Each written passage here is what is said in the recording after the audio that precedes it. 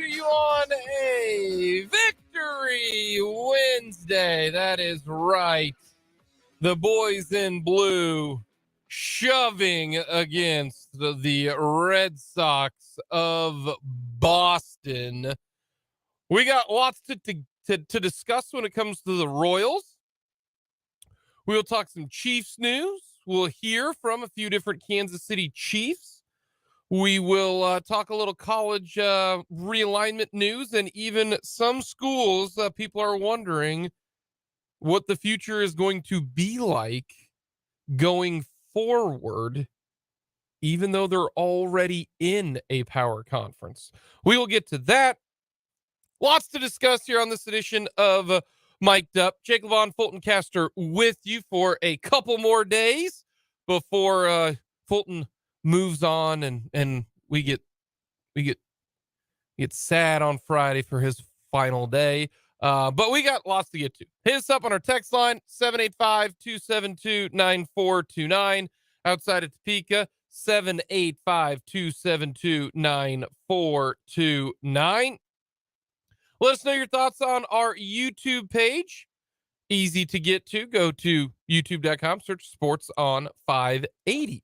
Little rain in the forecast not forecast, I guess. Earlier today in the aftercast. Sure, let's go with that word. The Chiefs to go inside, so not a lot of news and info on the Kansas City Chiefs practice today, but we'll hear from Sky Moore, we'll hear from Trey Lewis, Keandre Coburn, all coming up today on this edition of Mic'd Up. So plenty of stuff to discuss as we inch closer towards the first preseason game. How about that? Coming up on Sunday. We're going to get Fulton's Chiefs over-under predictions and then his overall predictions on Friday, his last day. So that way I can at least hold your opinions to the fire even when you're gone. See how correct I am.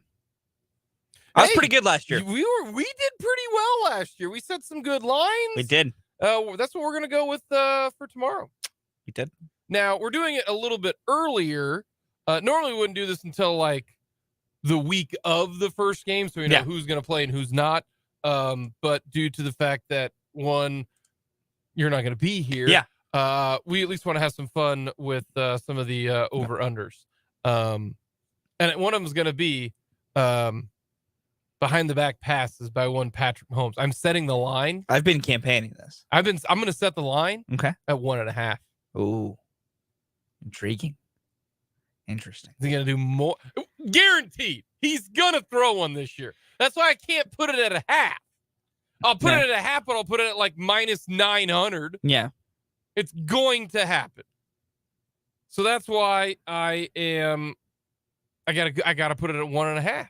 I'm giving you full 24 hours to think on that one, to chew on that one. You don't even know what you're going to decide yet, have you? I put it at 1.5. I know where I'm leaning. You weren't expecting that, were you? I know where I'm leaning. Curveball here. Yeah. I still got some. I'm like Cole Reagan's. Man, I didn't realize you're going to be that good. Or maybe I'm Brady Singer. I'm bouncing back. Brady Singer. Back on it. Looks like it. Yeah, we'll get to the Royals talk coming up in the 1 o'clock hour. Fulton, Chris Jones needs something to do. Does he really, though? He does. What else is he doing right now? Chilling, working out. You can only work out so much. It's not like golf where you can golf for like 9 hours a day. Like, we knew what Tiger did, right? He'd wake up, he'd hit range balls, he'd go play 18 holes, come back, work on whatever he needed to work on, and then he'd do a little 2 hours of putting, and then he'd go back and he'd play like another 9 holes later that day, and then he'd be done. You can't do that with football. No, you can't do that. Hey, Fulton, what are all of Chris Jones's good, at least his working friends, doing right now? Training camp, Jake. They're working. What was he calling up Nick Bosa? Hey, Nick, you ain't doing anything. I mean, he isn't. What's good, man? How about He's also not doing anything right now. How about we do this together? Maybe Jonathan Taylor is down there because he's rehabbing his ankle and he's not doing it in Indy. Maybe he can hang out, with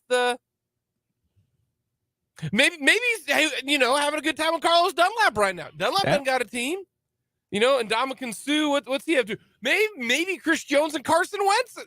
Nah, they definitely they would not run in the same circle. They're not hanging out right now. No, they would not run even close to the same circle. Yeah, they're not hanging out. No. At least we know that Chris Jones would only be rocking Chiefs gear instead of like 18 different team gears. Yeah, I don't know what Carson was going for with that joke. Oh, that was hilarious. I mean, it was. Got Eagles shorts, Commanders jersey. No. It was Colts shorts, a Commanders jersey, and an Eagles helmet. Eagles helmet, yeah. He should have just worn the what is it, Rob Lowe NFL hat. But what's Chris Jones doing? And the reason I bring that up is, and you ready for this? I am now more confident that a deal is going to get done. Oh, no. Chris Jones tweeted out just a little bit after our show concluded, about at 3:20 yesterday, so we didn't get a chance to talk about this. Chris Jones tweeted out, KC... ... I love you. Now that's how I view it. That's how KC, I love you. Sometimes my son, he'll be sitting there and then all of a sudden he'll turn and look at me and goes, Dad, I love you. Very sweet. And I said, I love you too. I go, you just hit me, with your fake sword a little bit ago, but I love you too. So I see Chris Jones saying, KC, I love you. This is a good sign. And some people are going to say, Jake, you can't read into any of these tweets. You can't do any of that. Oh, yes, you can. Oh, yes, you can. Subconsciously, everyone who is on social media with what they tweet, you can get psychologists and psychiatrists and all the mental people out there, right? Mm-hmm. Everything you do means something. Tim Anderson, who got knocked the you-know-what out, got on social media, yesterday or 2 days ago after he got knocked out, and he was running through it, man. He was. You see how many tweets he fired off in about a 10-minute span? It was like 15, right? All one-word sentences or one-line sentences, not really going into it. He was going through it. Chris Jones putting this out here, I do think there's a little bit in this. Some of it is he's just screwing with everybody because he did that in the past. Yeah. He has done that in 2020 before the season started. He was doing that. But then he did something like this before he signed a deal. I think this is I'm more optimistic. You were at 50-50. Mm-hmm. I think I was at 60-40. Mm-hmm. I'm at now 80-20. He's signing a deal. All because of this tweet. But I do think that his agent has told him, the Katz brothers have told Chris Jones, dude, stop tweeting. You cannot tweet. And Chris Jones does what Chris Jones said. I like to tweet. What I want to do. And that's why I think this is a good sign. I think he's gonna report. I think he's gonna report by Sunday. You think he's gonna play in the game? No, he's not gonna play in the game. But he's just gonna be there. He's gonna be there. Okay. He's gonna be there. Okay. And the days. Here's the other date that I think. Because one, if he doesn't report, now maybe he starts the hold in aspect of it. But I look at the last day of camp. Okay. The last day of Chiefs training camp, when they break camp, is Wednesday the 17th. Okay. They play Sunday against the Saints. No practice Monday. Then there are 3 practices, Tuesday, Wednesday, and then Thursday. Okay. Thursday the 17th, the last one. Look for him to be at camp either Sunday, so that way he's done accruing fines, or he's back on the 18th when camp is done and he doesn't have to deal with St. Joe. Those are your 2 dates. He will be in. You will not be here, But I'm going to tell you this. Put it down as my, on second thought, potentially. Chris Jones will be in camp on the 18th. Okay. I'll keep that in mind. No question, on November 18th, he's going to be in camp. I will keep that in mind. Well, he'll be with the Chiefs. He'll report to the team. Yeah. Now, he didn't want to deal with camp. Could have been the case. But I like this. He is rather, he needs something to do. He ain't got nobody to hang out with, you know. He misses his buddies. I guarantee you he does that. He misses the camaraderie. Because there is something about camp. There really is. That you do enjoy. This camp is a little bit longer because the Chiefs are playing earlier. Yeah. Since they're playing on the Thursday night opener on the 7th, they got to start camp a little bit earlier. But they started camp a lot, and this is a longer camp. This is a much longer camp than what they're used to doing. Normally, they are done. Honestly, they're done with camp Friday. They're going to have almost a whole nother week of camp.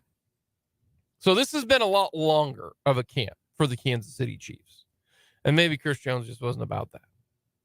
Could be. But that tweet, everybody says, oh, you can't take anything. Yes, you can. 1,000% you can. You just think that they're just doing this off a whim? Nah. Chris Jones, the ultimate troll. Yes, he's doing that. He is. Yeah.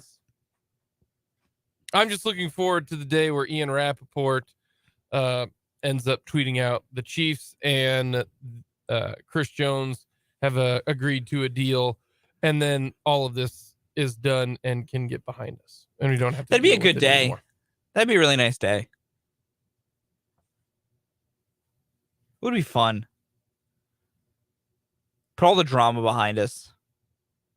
Move on to brighter, better days. But is there really any drama for this upcoming year? Not really. No. Not for this year. No, he's playing football. All of this is for next year. Yeah, pretty much. The drama is for 2024, not 2023. He's going to be playing in 2023, or essentially he'll never get he will never get his money then if he doesn't do that. Because he doesn't accrue another year, so you just push it down the line. Okay, then next year he'll be 30. Oh, you think you're going to get that kind of money when you go into free agency at 31 instead of 29?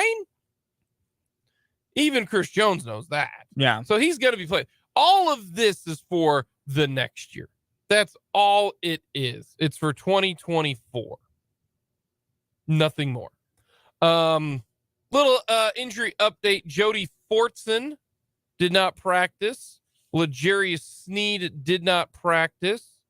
Kadarius Toney did not practice. So everybody who's got, kind of serious injuries, Fortson, Sneed, and Toney, and then Clyde Edwards-Helaire Clyde Edwards-Helaire was back. So just a one-day sickness. I think he ate some bad Chinese food.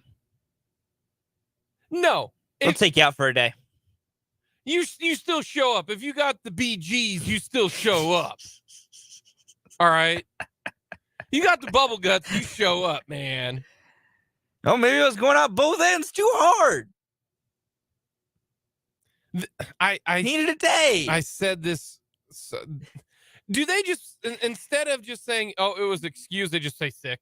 Because no, there's an excuse because Jalen Watson had an excused absence. They're sick so many times. I don't get it. Is there something in the water in Kansas City and St. Joe's, or something on the shoulder pads there that makes no sense? It's some gas station sushi. Clyde Edwards-Helaire ain't eating gas stations. He shouldn't. It makes it more silly. You don't even. No, there's no way he eats gas station sushi. He shouldn't. Do you eat? No, he didn't. He shouldn't. So you're implying that he did then? He might have. No, he didn't. No NFL player eats gas station. Do you eat gas station sushi? So then they don't either. It's funny you think that NFL players might have higher standards than me. Clyde Edwards-Helaire does. He should. He does. There's not should. He does. It's bad P.F. Chang's. I know what he ain't eating PF Chang's. What? Had some moldy Dominoes. They feed them there. So then why isn't anybody else sick? Got himself a late night Uber delivery you're of digging a hole. No. Whataburger. Ain't nobody, they ain't door dashing up there, all right? That's not how it works. In an old Twinkie. It's a 24 hour, you're sick for. And if you did, you still show up just because you got the bubble guts. Doesn't matter. You still show up. That ain't contagious. Ridiculous. They're so sick. Why are they sick all the time? I'm out of jokes of things he could have eaten to make himself sick. I've tapped that. I've tapped that dry. Does he have any kids? Clyde? Yeah. No? Not that I know of. Then he has no reason to be sick. Man, when you get kids, everybody's sick all the Oh, time. yeah, no. All the time. The little germ carriers. Oh. Walking plagues. Yeah, the first 2 years, you're sick, they're sick, everybody's sick. Like, you don't get, when was the last time you were sick? Oh, Lord, it's been a minute. Exactly. What's going on there? Coming up next, though, we got a lot to get to. We're going to hear from the Chiefs players today. But this is one documentary that I'm excited to watch. We're going to talk about it coming up next.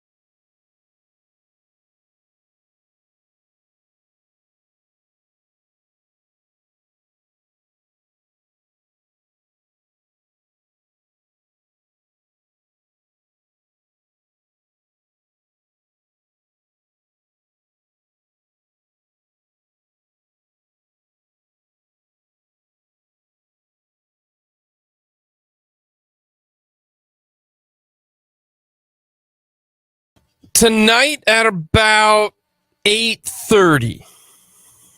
Tonight at 8:30, I will be watching Johnny Football Untold.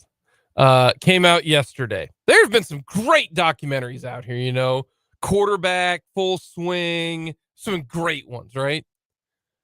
I am so excited to watch this this documentary. In fact, I've heard from a lot of different people that they rushed it. They should have made this 2 episodes at least. And I am fully on board with that because you could have done maybe even 3 episodes and make them all, you know, like 45 minutes. Because I would have watched all 3. The Johnny Football High School, then to Texas A&M, his redshirt year. Johnny Football taking over the world and winning the Heisman. He was the first ever freshman to win the Heisman. And then the final episode is the crash and burn in the NFL. Then he went to the CFL for a little bit. Remember that when he was running all around? I can't wait to watch this. And some of the stuff that we've already seen is incredible. Incredible. Now we know why he wasn't allowed to speak to the media during the season. Freshmen under Kevin Sumlin weren't allowed to speak to the media during the season. Now we understand why. This dude was wild. Absolutely wild. Do you know how much money he would have made in NIL money? Oh, so like if you go back and think who was going to make kind of the most money, you know, a lot of people think just the most popular players, you know, the Tebows and all that. Johnny Manziel I think he would have cashed in huge. Absolutely big. Him and Zion. Money Manziel shirts would have been everywhere. Yep. I'm doing the money sign. Jake is doing the Money Manziel. I'm excited for this. Oh, it's going to be great. I really am. That's why I wish they would have made it longer. I want more. And another reason I like it is K-State fans are still upset. To this day, K-State fans believe Colin Klein was robbed of a Heisman. Folks, Johnny Manziel's season that year was stupid. I've seen so much of my Twitter that has K-State presence on it being like, this documentary is awesome. I wish it was longer. It's so cool. What a great insight. Also, Colin Klein was robbed of the 2012 Heisman. I've seen that exact tweet, I think, 8 times. Yeah. Like, lauding the documentary and wrapping it all up with Colin Klein should have won the 2012 Heisman. Like, Johnny Manziel was incredible that year. He was amazing. Incredible. He was? That year. He should have won it, and the voters were correct. Coming up next, we're here from some Chiefs players here on Mic'd Up.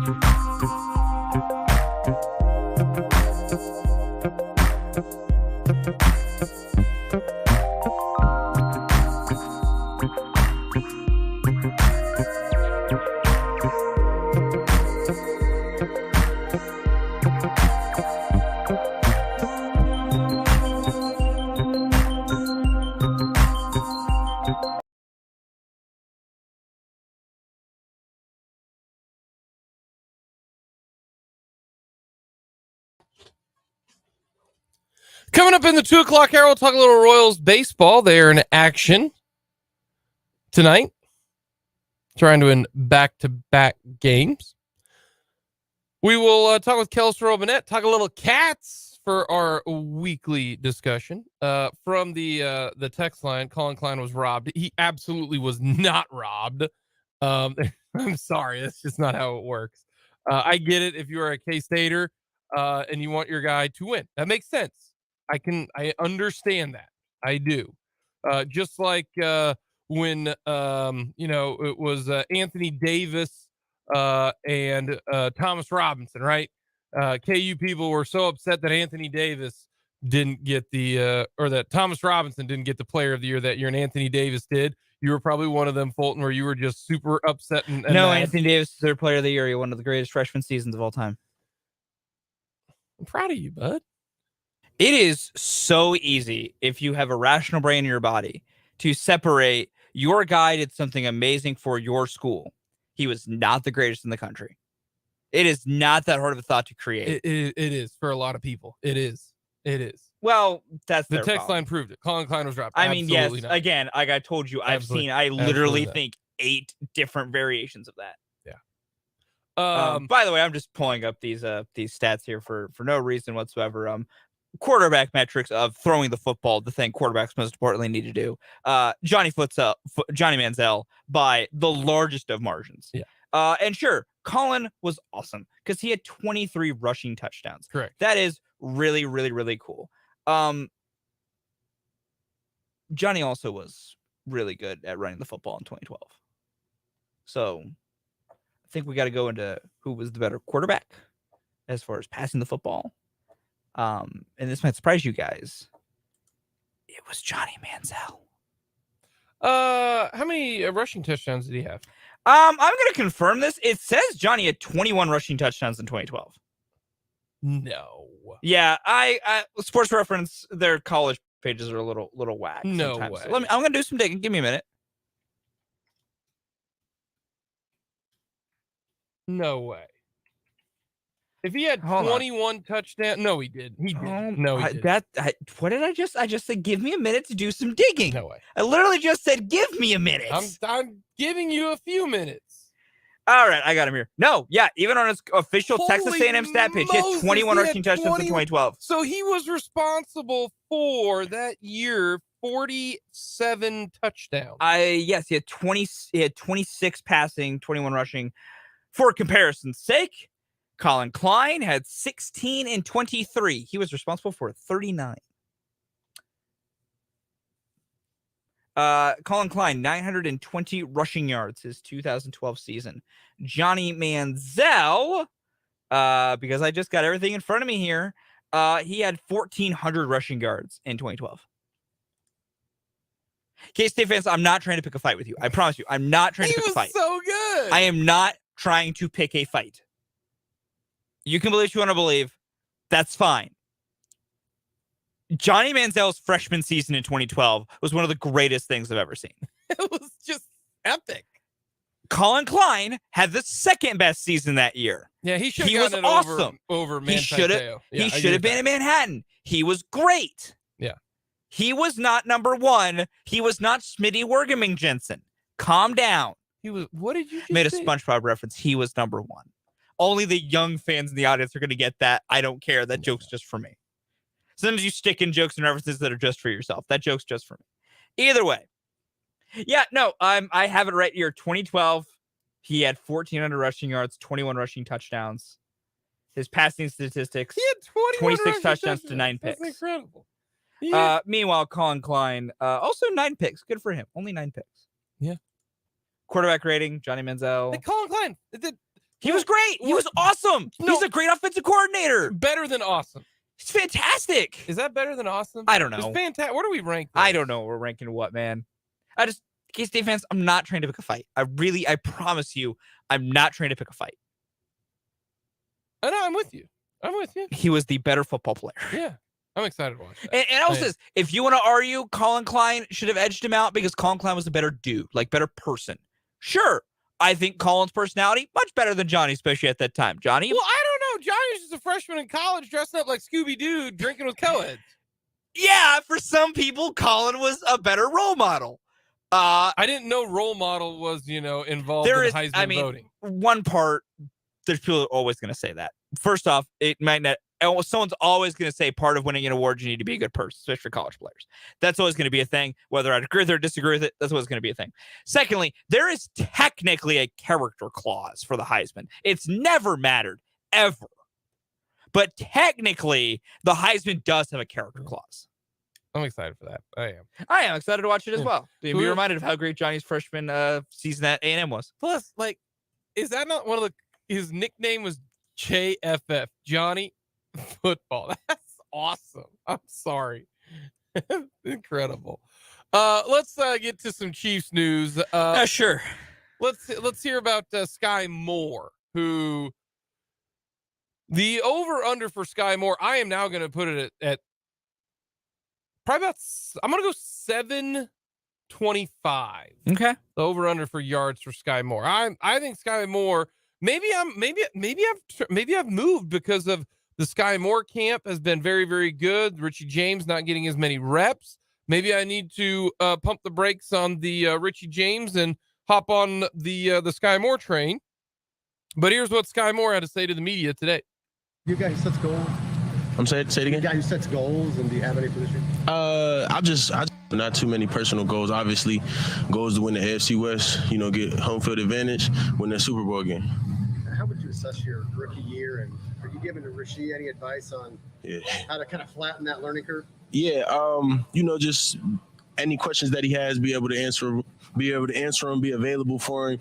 He's a guy that I hang out with off the field, so it's been an easy transition. Is there anything specific about this offense that maybe makes it a lot for a rookie to have to digest it all? It's just very detailed. Like Coach Reed wants you to be in a specific spot at a specific alignment. So everything's it might not be as detailed as the offense you were coming from. So that's probably what makes it the most, complicated. Guys, watching you at camp this year, it looks like they're playing very loose. Mhm. How much more comfortable do you feel this time around Yeah. where you were last year? Yeah, way more comfortable. It's just like I got that year of experience, so I feel like certain things that I already know. Like I went through a whole season. Like I shouldn't have to get coached on where to align or where to, like anything that happens before the snap. I don't need to get coached up on. It's more of like how do I beat the guy instead of what route do I run. What are some little things that maybe Pat likes that you kind of learned to do? Just like. It's kind of hard to explain, but it's like when I arrive in certain windows or like, just always being ready to break a play in the scramble drill, stuff like that, just to allow him to, make plays after, Can you kind of describe maybe early on last year, Coach Nagy was telling us how much terminology there is in play, just like as a rookie, goes through your mind after you go through the huddle and go on scrimmage? Yeah. My coaches, they always tell me, like, listen to the words that speak to you. So there is a whole bunch of Pat is in the huddle saying a whole bunch of stuff, but I got to pick out what's talking to me. So you really just, as you go through it and, as you get the repetition, like the words become more clear of like what speaks to you. So it gets easier as you go. How long did that take you to understand that lingo and understand what you're listening for like these rookies too that now have to do the same thing you did? I felt like for me to understand like all positions, because it's like that for like every position, like the X, the zebra, and a Z. So for me to understand all three positions, I feel like it took me probably about like till like week 4 last year, week 5, to understand like everything completely. Was there something you wish you had been told a year ago that would have made it easier for you as a rookie? No, it's kind of, you can't even say that though, because it's like you got to go through it to learn it basically. So it's like you can take as many mental reps you want, and people can tell you everything on the sideline, but until you go mess that play up, you're not gonna really get it in your head for real. Guy, there's I don't know how much you pay attention to what's going on elsewhere, but there's in Washington, Eric Bieniemy. Yeah. Some players, I guess, complaining to the head coach, he's coaching them hard or whatever. It's kind of a controversy over there. Yeah. What was it like for you as coming out of college last year with Coach EB? Yeah. How did you find his coaching? It was kind of like it was normal to me. Like coming from the MAC, I know I had a specific my wide receiver coach, Coach Harbaugh, coached exactly like EB. So it was like it's always good to have those type of coaches, because those are the coaches that like when everything sinks down when it's fourth quarter, games on the line, you kind of like sink to the level of your training that he's pushing. You know what I'm saying? He's always pushing high and tight, hold on to the ball, finish. So like Coach EB, it was kind of the same for me in college. Hey, Scotty. How you doing? Hi, I'm sorry, I'm behind here. How hard is it to catch one of those behind the back passes? It's really not that hard, because I don't see it come out from behind. I see it a little bit, but like it's the same to me. It's still spinning, so I still got to catch it. So it ain't that much difficult. You think you've mastered it? Like it can be used in the game now? If he gonna throw it, I'm gonna catch it. Scott, we've seen you make those strides in practice. What do you hope to make? What kind of strides do you hope to make in the few reps that you'll get in the next? Just keep it rolling over. I felt like I had a better training camp than last year, and I'm looking, to have it bleed into this season. Guys, is there a play or a connection that's happened in the training camp that maybe wouldn't have last year that comes to your mind? Something that's happened with Pat where you think this would not even have been possible. There's been a couple plays like that, like where it's like, oh, now I know, like, oh, this is what he was talking about. Like there's been a couple plays like where it's been like the exact same look as last year, but I just treated it different. I did it differently. And last year it might have been an incomplete pass. This year I catch it and can, go for some more yards. So you see I can't tell you specifically, but like adjusting a route. Yeah, like adjusting. It's always adjusting a route. That's the biggest part of this offense, is adjusting your routes to the look. So it's definitely been plenty. Does that feel good when that comes together? You know that. For sure, part of it now, because you get to see everything's on film. You know what I'm saying? So you get to see your growth a little bit and seeing like how much better you got from the last year. Did you run many option routes in college? A few option routes, but I always felt like, a lot more here. Just you got a lot more freedom in your routes. But I'm so sorry. No, go ahead. You made some huge plays at the end of last year in huge games. Yeah. What does that do for your confidence coming back to yourself? Yeah, it definitely helped my confidence tremendously. You know, just knowing that I had like a roller coaster season, and for me to leave that season with, you know, on the high that I did, you know, it gave me all the confidence to come back even better and keep the train rolling. Madden has you rated at 73. Yeah. What do you think your rating should be? I guess I definitely need a 99. At the end of all this, I'm gonna get to 99 for sure. But I'm in the season. In the season, I don't know. I'm just trying to handle business. Hopefully, I can get in the 80, 89s or something like that. That is what Sky Moore had to say to the media today. Reacting and thinking are the difference between being a difference maker and struggling. In the NFL, if you think you're slow, you are crazy slow. Everyone, you've heard it even say Travis Kelce say this all the time. If you do something full speed, full bore, all the way, you know, all gas, no brakes, and you're wrong, that's better than doing it slow and right. Slow does not work in the NFL. And you can hear Sky Moore say in this press conference, I know what I'm doing now. I'm not thinking where I line up. I'm not thinking about the play. I'm just playing. This is why some people take a little bit longer to develop. Coming from Western Michigan, going to the Chiefs, kind of a jump. That's why I always say if you're a true freshman and you come out and you are the dude as a true freshman, you're special. You are special if you're a true freshman coming out of here and doing this thing.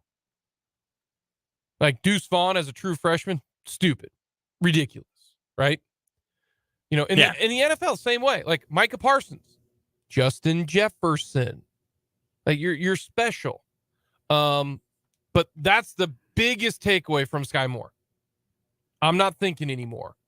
I know what's going on. That's a huge boost to have.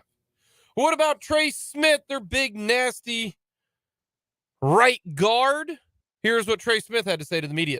I'm hoping to get out of Sunday's game. I don't know how much you're going to play. What do you want to get out of whatever stance you get on Sunday? Just a clean game, you know, just getting in for the year. First real live action. Just want to be able to work my technique and just do well in it. How important is the game to get that chemistry down? You got new tackles and everything. I know you get a lot of it done out here, but how much does the game, you know, what does it validate what you're doing out here? What getting that chemistry down, how much does the game matter? Yeah, it's extremely important. Once again, it's not a controlled setting, so there's really going out there sort of on your own and figuring it out and building that chemistry against live opponents is people we haven't been going up against. So just seeing how all the hard work we're putting in now is going to pay off. However many snaps you get, what are you going to be looking for when you watch the film on that to see if you well or if you made adjustments? Yeah, finish grade and just honestly just trying to finish. You know, my technique, am I doing the right things? Am I completing the job in the way my coach has instructed me to? Just how clean can I actually play? Physically, how's it been for you? You play maybe one of those physical positions in football. How have you stood up against these guys? Good, man. You know, I'm still a young player, but you know, it definitely has some wear and tear on the body, but ultimately that's like what it takes to be a pro. So stretching, recovery, being very adamant and being very consistent with that has been something I've had to really step up this year. Have you gone against Keandre Coburn much, and what are your initial impressions on him? Yeah, I've gone against Keandre a couple of times. I love Keandre, man. He's a great dude, fun to be around, extremely hard worker. We only disagree about Tennessee and Texas, which one's going to be the real UT, so we talk about that every day, but love playing with him. Different kinds of orange, too. Right? Yeah, you know, the real orange, Tennessee orange, not that burnt orange stuff. What kind of progress have you seen now from him in camp and his adjustment to the program? Yeah, I mean, he's just doing a good job, man. Just doing whatever they ask of him. A lot of it is big effort guy. Really good at utilizing his hands, just being violent when he rushes. What's your first impression of Donovan Smith? Just get here. Donovan's awesome, man. Talk about a veteran player, guy you can look up to, get advice from, and really just the wisdom that he has playing that long in the league at a position like left tackle. How well he's done as well, So it's been a great addition to the offensive line, especially for the young tackles too. A great addition just really for all of us just to learn from, listen to. It's really great having him on it. Obviously, given details, how much year to year is different in Andy Reid's playbook and what he's teaching you guys this year as far as how you want to attack? Yeah, I just think more so just like the mentality as a player coming to a third year, just understanding what we're trying to do to the defense, like you just stated earlier, just the different nuances and little bubbles we throw in. Our offense is a beautiful thing when it's rolling. So just knowing that y'all won't get many reps in the first game, what are you expecting and kind of as a whole, just what are y'all expecting to accomplish in these few reps? Yeah, doesn't matter how many reps we get. We're just going out there. We're trying to kick some butt. You know what I mean? We're just trying to go out there, do our thing, get our job done at the highest level we can, and just be consistent. I think the biggest thing, once again, just comes into the growth factor. You're not in a controlled environment, a controlled setting. You're out there playing, So I think the biggest thing is no matter how many reps we get, we just play with good intensity every rep. Trey, coaches say they have to build trust with the players. For those of you, how did he build trust with you when you got here? Yeah, EB, man, the first day I think I got here, I actually had a conversation, EB at the CAF, man. He was talking about he'd been following my career from early time. One of the coaches at Tennessee, they knew each other from way back in the day.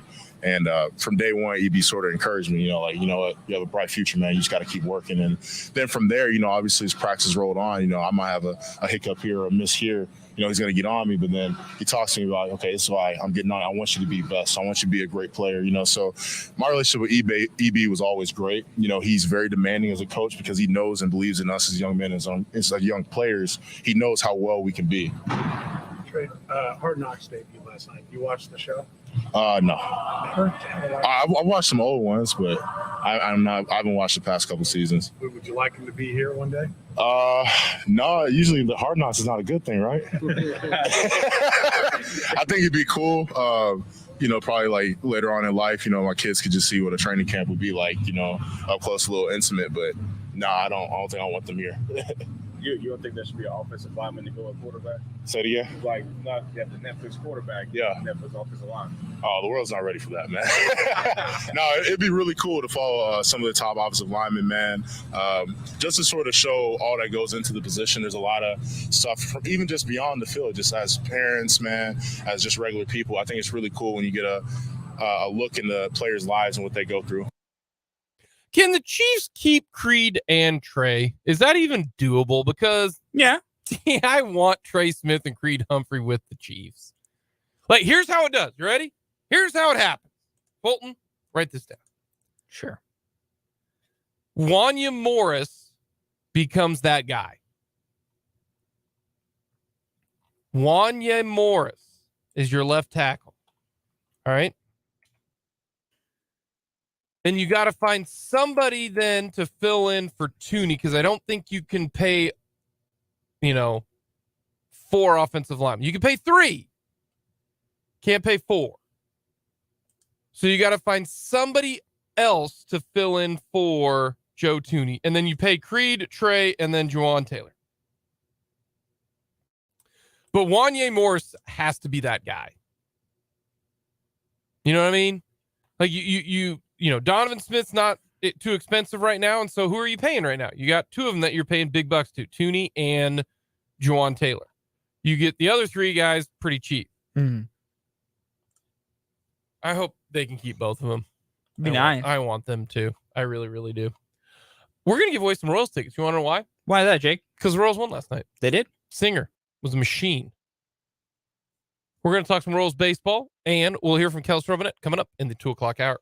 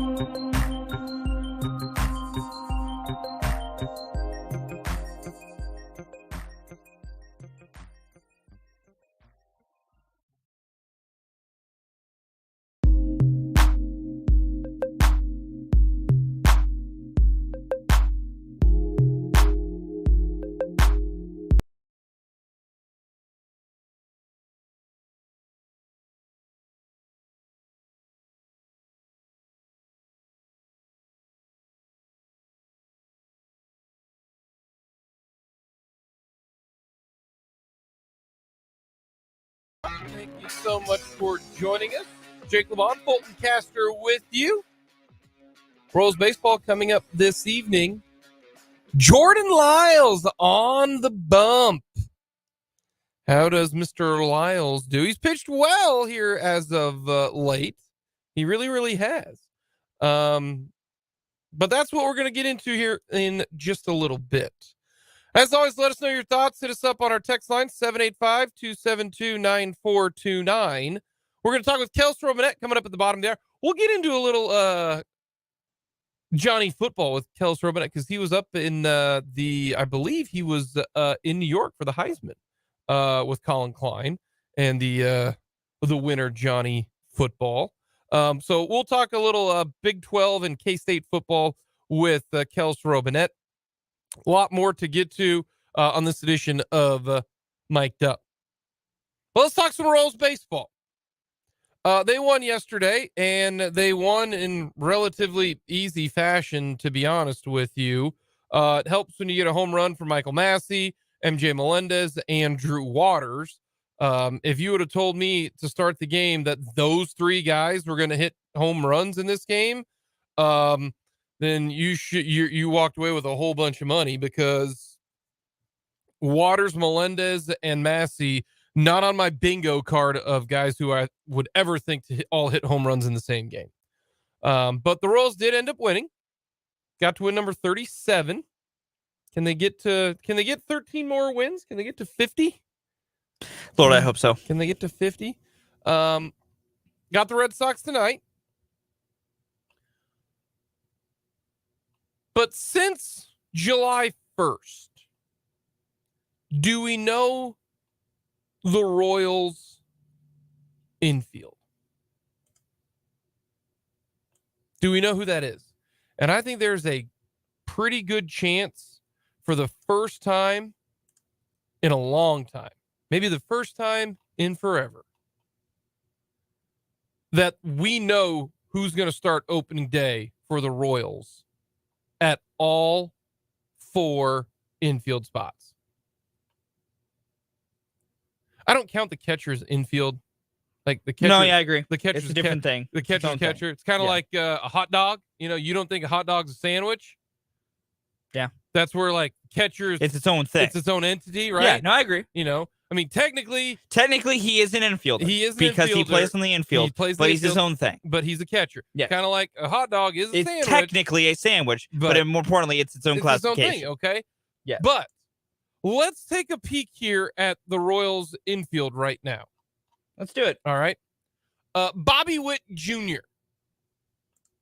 He's your shortstop until he's no longer a Kansas City Royal. Yeah. So you're hoping next year he's 30-30. You really do. That's the hope. He's a 30-30 cat next year. I'm still thinking there's a chance this year. We'll really have to wait and see. If he pops like 3 more homers, he needs to pop about. How many homers does he have this month? Because he's got 20 right now. He's at 20. How many does he have in the month of August? He needs about math. He needs about 5. He needs to he has 2 homers. He needs 4 more homers this month. Yeah, he's got to get because on what I said when he started August, he neaded 6 and 6. He was 12 away. Yeah, he's got 2 this month. He needs 4 more for the month ends, ain't gonna happen. and he'll be on pace. But anyways, he's playing and hitting it well, very very well. All right, now what about the guy that you had been tooting your horn for? I'll give you credit. I always like to give credit when credit's due. Michael Garcia is playing very, very well for the Kansas City Royals. Yeah, he's currently on a pretty substantial hitting streak. But since July 1st, okay, so we are since July 1st, Michael Garcia has played in 33 games.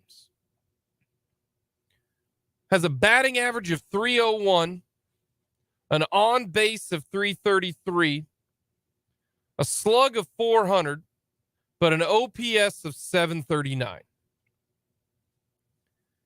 In 33 games, he has got 9 extra base hits, 2 home runs. He has 7 doubles, or beg your pardon, he has 6 doubles. He has 7 stolen bases. He'll never hit 301. That's just not what he's going to be able to do. But can he hit 280 and get on base at the same clip of 330? Yes. I think he can add a little bit more pop, but you don't need a ton because I think he's going to get better at stealing bases. So that single turns into a double. Are those numbers great at third base? No. The average is. The on base is not bad. It's just not the power numbers you'd like at third. But are you normally getting 30 homers from your shortstop? Not often. It's shortstops being powers become more of a thing as of late, but when they can hit 30, that's usually a super big, amazing thing. So if you combine them both, can they get to, can Garcia get to 10 homers? Yeah. I think Michael could be about a 10 to 12 homer a year guy. If your left side of your infield can play very good defense, arguably the best left side of the infield in all of Major League Baseball. Excellent defense. Bobby's outs above average is tied for the league lead at shortstop. And Garcia is the wizard. And Garcia is one of the best defenders regardless of position. Yeah.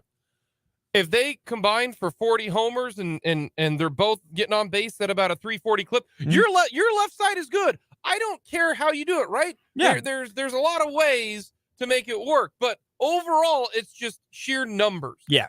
If you flip them, everybody will say, hey, that works. So They've got their third baseman and their shortstop. They're not going to trade Garcia. He's played too well at this point in time.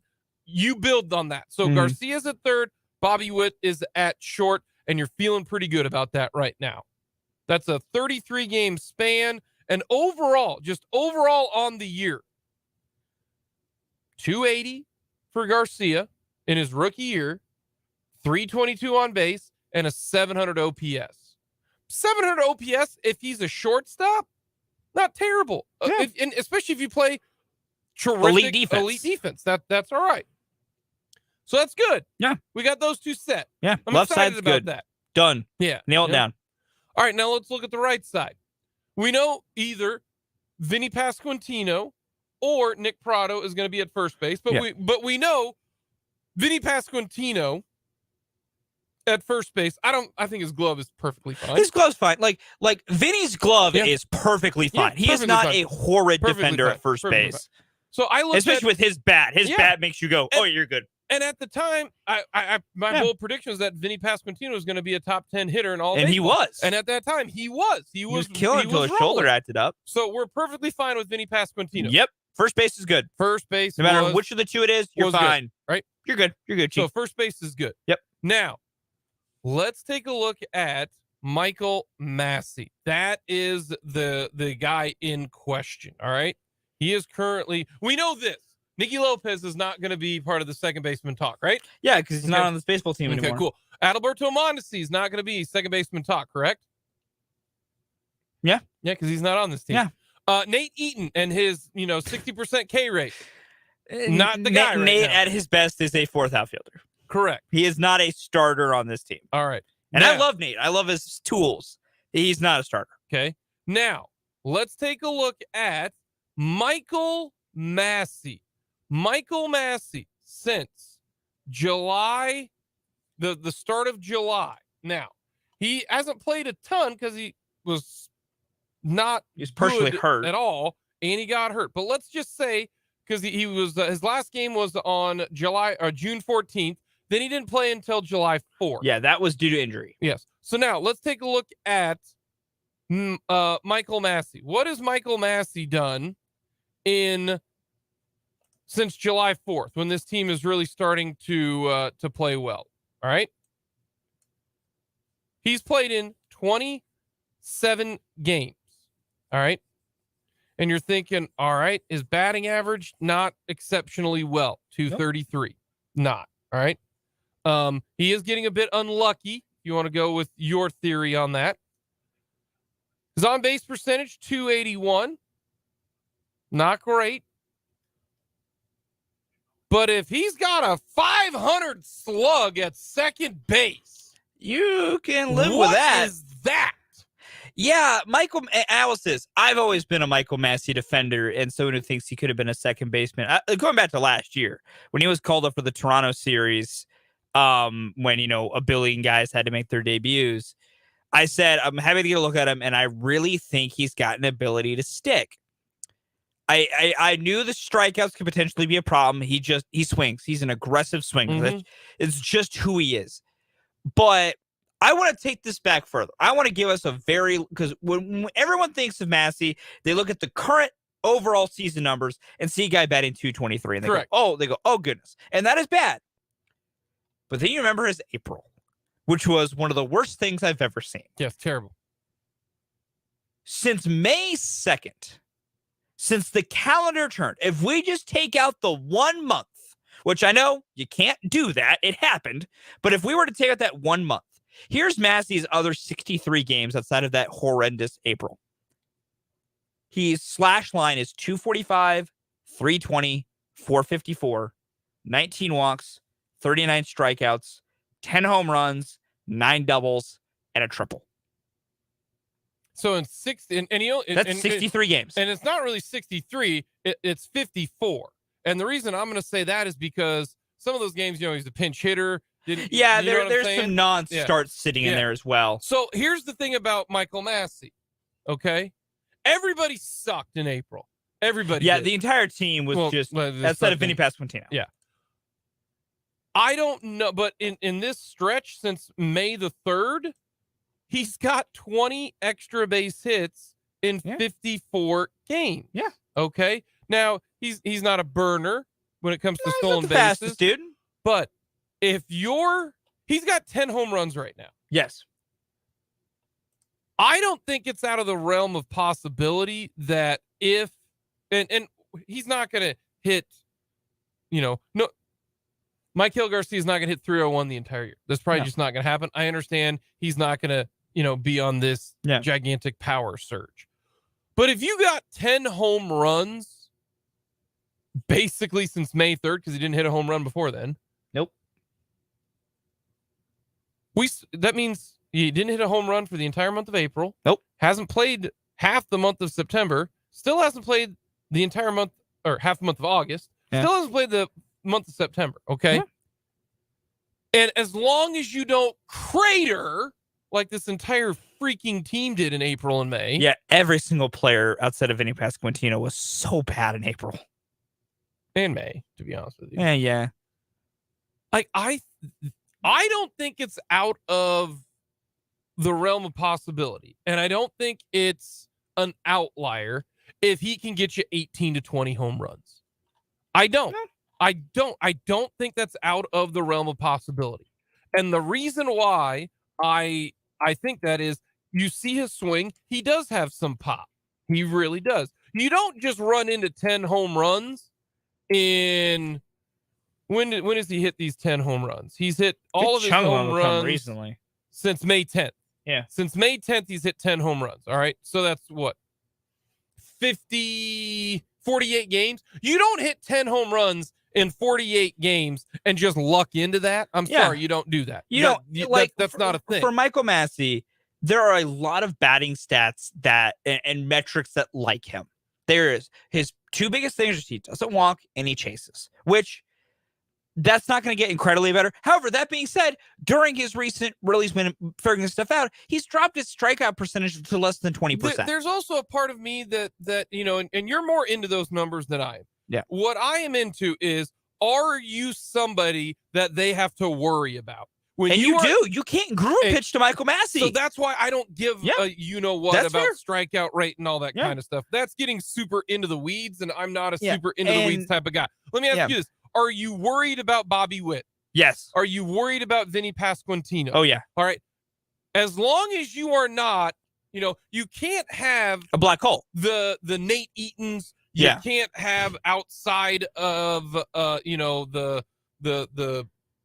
Ryan O'Hearns when he was in a Royal uniform. Yeah. Like you can't have those guys. Yeah. That's the problem. And right true. now, they had too many of those guys in the month of April, May, and June. But right now, to me, Nate Eaton as a second baseman, if you're getting 18 to 20 home runs, I do think that is a legitimate possibility for Michael Massey. That means I think Maikel Garcia can get to 10 home runs. I think Bobby Witt can get to 30. I think Massey can get to 18. I think Vinny can get to 30. Yeah. That's a good situation to be in. The infield is the strength of this team. Yes. It really is. Their strength is their infield. They have a ton of talented How many infielders. teams can go, 40 home runs on one side and 40 on the other, and maybe 50 on the other? Yeah, depending what you go. Not a lot. Not many. And that now the problem is that everybody, they got to click. Well, no, they just have to. They have to be consistent. They have to be consistent. The problem is that everybody's standing in grass. We have no clue what. The Royals outfield situation is their biggest problem, because if you're the Royals, you should never be looking for more infielders. No, you're fine. You have your guys. You got to figure this outfield out. And I don't know what it is, because Drew Waters was great last night. 3 for 5, hit that big home run. He was so cool. His strikeout rate is untenable. Well, I'm not worried that you go strikeout rate. He doesn't get on base enough. See, I'm with you on the on base aspect of it. But Drew Waters is you can have two guys. You can have two guys that you go, yeah, they're not great. I'm not too worried about it. You can't have more than two. And right now, the Royals, it's their entire outfield. It's their entire outfield. You need Drew Waters to figure out how to put the bat on the ball, Because when he does, it's really good. Mm-hmm. He just can't like that. Like when I talk about like strikeouts, the point is you need to be able to put the bat on the ball. And if you're striking out a ton, you're not putting the bat on the ball. There's no chance for you to get on base Yes. if you can't hit the like damn ball. that's Drew's problem. Kyle Isbell he can't do anything consistently at the plate. And I love Kyle. I do. He can't do anything consistent at the plate. And MJ and Kyle are like, hey man, let's just mirror each other. And they really are. They're both dudes that and MJ has so much potential at the plate. He can't figure it out. He looked great last night. Can't figure it out consistently. Mm-hmm. Left field is the biggest black hole in the universe. I don't know what you're sticking over there. So if the Royals need to figure out their outfield, they do. Because it is, if they could figure that out, it would have been great. And then the last thing that I'll get to, the Royals need to figure out if Freddie Fermin can actually do what he's doing next year. Yeah. It's been pretty great. Pretty great is an understatement, Fulton. Freddie Fermin as a backup catcher has been everything that you wanted and then some. Yeah, it's true. Like, Freddie Fermin is the perfect backup catcher. Yeah. He hits for power and he gets on base. And he plays great defense. Like, they need to find out. That's why I think the more and more that you hear about it, the more and more talk is that Salvador Perez. Who knows? Yeah. And then you still got, Prado. Yep. But either Prado or Vinny P, the other one's going to be your DH, and let's say Perez doesn't stay here. Well, then honestly, their best lineup is Perez at DH, Fermin catching, Vinny P at first, and then Nick Prado in an outfield spot. Yeah, put Nick Prado on left and pray. Yep. Which he's not been terrible, but it's not been great. Coming up next, our favorite board games. That's the list here on Mic'd Up.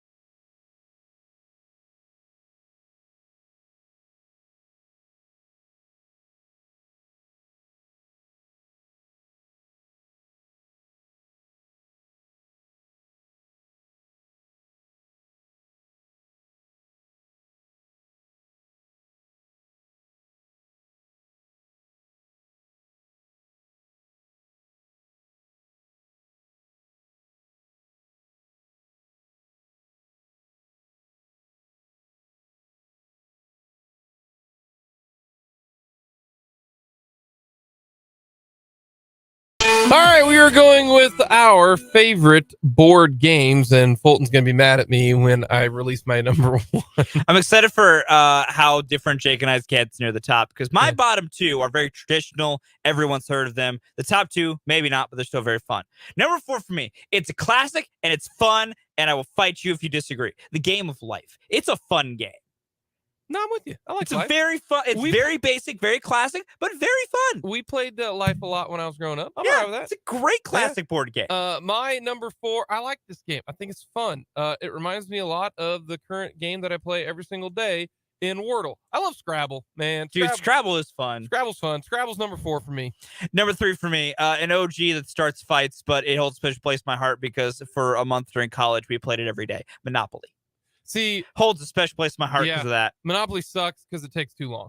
Hey, man, I wanted to spend a lot of time playing that game. Monopoly, way overrated. Number 3, Guess Who? Oh, that's a good one. Love Guess Who, man. That's a good one. Big Guess Who guy. As moving to the top 2, these are the Nouveau games. Number 2, Ticket to Ride. You're just building trains. It's really fun. It's a fun game. Number 2, mine is called Imagine If. Okay. It is a game in which comes up. There's like you play it with multiple people. You got to play with like 4 or 5. If you play with 5, it's better, and if it's with a group of friends, it's even better. And they put up like scenarios. Okay. So they say, imagine if you're all okay. Imagine if the 580 sports team is all on a desert island. Who survives the longest? Oh, that's a good question. So it's like those type of those things, are fun. and you find out That who like sounds fun. you think of your That friends does. are and everything. It's a great That game. sounds like a Love good time, Jake. Imagine If. Number 1 for me, it is the gateway drug to the Nouveau board game life. Settlers of Catan. Catan is a great game. It's a fun game. It's a silly game. It's a great game. Number 1, it's not a board game, but it should be under the board game category. Do you count it? Catchphrase. All right, I get your Catchphrase point. of board game. I get your point. Love catchphrase. And if you are really in sync with someone, you can dominate catchphrase. Love catchphrase. Coming up next, we're going to talk with Kellis Robinette.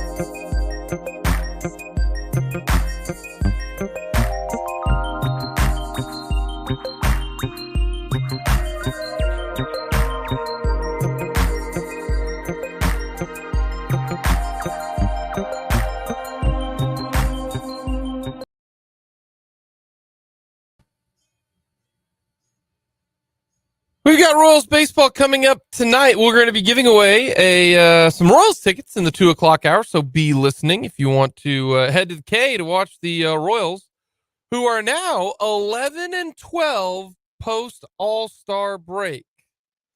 Does that mean anything? No, it does not, unfortunately. It does not mean absolutely anything whatsoever. You're not going to pull me in with the, well, they did so well, you know, in August, September, the year before, and then they come out and they're just doo-doo, just cheeks in April. And so the season's over in April. So no, this does not matter, but there's hope. Can they actually do it when it counts? That's what matters next. Speaking of teams and players who do it when it counts, that would be the K-State Wildcats. We're going to talk a little Cats with Kellis Robinette of the Wichita Eagle and the Kansas City Star on our Fleming Place Wine and Spirits phone line. Kellis, before we get into all of that, how is the Veneer Complex? Nice. They had a group of boosters out there cutting up watermelon and giving them to the team after practice today. They had so much left over, they let the media in on it as well. So it was nice to get some nice juicy watermelon right after we're done with our interviews. We should start doing that more often, I think. Are you team watermelon? Oh yeah. Come on. You gotta love watermelon. I like most fruits though, so no complaints. Fun fact, you ready for this? My mother-in-law, who I'm lucky, she's fantastic. I love my mother-in-law. Like, it's as was Jerome Tang said, his in-loves. You remember that? You know, is his in-loves. I do. She hates watermelon. She will not eat watermelon. Really? Yeah. Now I question that. I'm like, whoo, I don't know about this. I don't know about this. But yeah, she doesn't like watermelon. First person I know who doesn't like watermelon. Well, true story. We asked Jerome Tang what he was looking forward to most about going to the Middle East and checking out Israel and Abu Dhabi and all that stuff here over the next 10 days. And said the number one thing he was looking forward to was watermelon in Israel. I kid you not. So really, is that like a thing? He there? is also, I guess. I mean, I'm not much of a, I don't know really anything about Israel beyond the few cities that are there, but apparently that's what he said. It's got some of the best fruit in the world and it has the best watermelon in the world. So that was his number one thing you want to do, eat some watermelon. So hopefully he gets to do it. Yeah, I mean, like it's kind of like I wonder if that Israel and like watermelon is like Hawaiian pineapple. Like, have you ever had Hawaiian pineapple? I have a few times, and yes, it was very good on the islands. So I can kind of see where he's coming from. Yeah, it's next level. If you can find fresh Hawaiian and Hawaiian pineapple juice, it's the greatest drink ever. It's so good. Yeah, I need to figure out how to get back to Hawaii when the islands aren't on fire like they are today. I know. Hopefully there's enough left over we can eat them. I know. Have you been to Maui? I've never been to Maui. Is it nice? It is nice. I went there for both my honeymoon and then when Kansas State played the Maui Invitational early on in Bruce Weber's tenure, and it was it was amazing. It was still the best work assignment I've ever been on. Hawaii's the best. Well, before we get into actual K-State stuff, I do have to bring this up. Did you go to New York for the Heisman Trophy ceremony in 2012? I did. I was there with Colin Klein, Johnny Manziel, and Monte Te'o. I asked all three of them questions. I very vividly remember Monte Te'o saying that he had become, or that he at least liked the other two so much that he was inviting them to his home in Hawaii whenever they wanted. And it's been interesting to watch both the other two guys and that trio have documentaries about themselves. And you can actually see me if you go watch the Monte Te'o video. You can see me in the background of one. I did watch that one. I did not show up. I did not show up in the Manziel one though that I watched last night. Okay, and that's what I was gonna ask you. I have not seen it yet, so no spoilers. But you remember covering, Colin Klein and the Johnny football and everything. When you watched that, did anything really truly surprise you about Johnny football from that documentary? And from what I've heard, this documentary is terrific. I mean, yeah, there were a few things in there that surprised me. I thought they did a good job with it. Honestly, my only complaint about the show was that it wasn't longer. I thought it could have been easily stretched out into, mini series or something rather than just clogged up into 70 minutes. But I mean, it's pretty revealing. I knew he was a party animal. I didn't realize he was quite as much of a party animal as they showed in the documentary. I did not have a sense for that at the time. I knew he was, I knew he was a little bit of a, frat boy at A&M or whatever, but I sense of him when I talked to him, for like 2 minutes in New York, because he was a nice guy, really good football player. I thought the same thing about Monte Te'o, so funny that 10 years later, however long it's been, we find out just how much more backstory there is to all these people, and just how much different Colin Klein was than them. Complete polar opposites, and it's very interesting that he's the only one who's still really involved with football out of the three. Yeah, that is kind of wild because they both Johnny football, Johnny Manziel, and Manti Te'o have led some unique lives, that no question. When it comes to real quick, did you have a Heisman vote back then? I did. It's a lot of people think Heisman votes are hard to come by, but I would say 9 out of most 10 sports writers have one. It's not very difficult. We've angered a couple K-Staters today because we kind of revisited that 2012 season. I think Colin Klein is fantastic. There's a reason why he's in the Ring of Honor. He was unbelievable. He should have finished second in the voting, to be honest with you, over Manti Te'o. But there's no way he was going to win the Heisman. Like the Heisman went to the right guy. Johnny Manziel should have won the Heisman. And I don't care how many people think, we had a couple people on our text line say that Colin Klein was robbed. If you're a K-Stater, I guess I can see you feeling that. As a neutral, I can tell you, he didn't get robbed in that situation. Did you vote for Manziel or Klein? I voted for Colin Klein. I can say my arm was twisted a little bit to do that the last pretty much 2 weeks of the season when Kansas State realized Colin Klein was, very much in the running for the Heisman. I had K-State people pretty much showing me videos, stats, all kinds of stuff to argue that he was very much the deserving person for yes, I very much got bullied into it. I planned to vote for Johnny Manziel. I thought he was a little bit more of an electric player.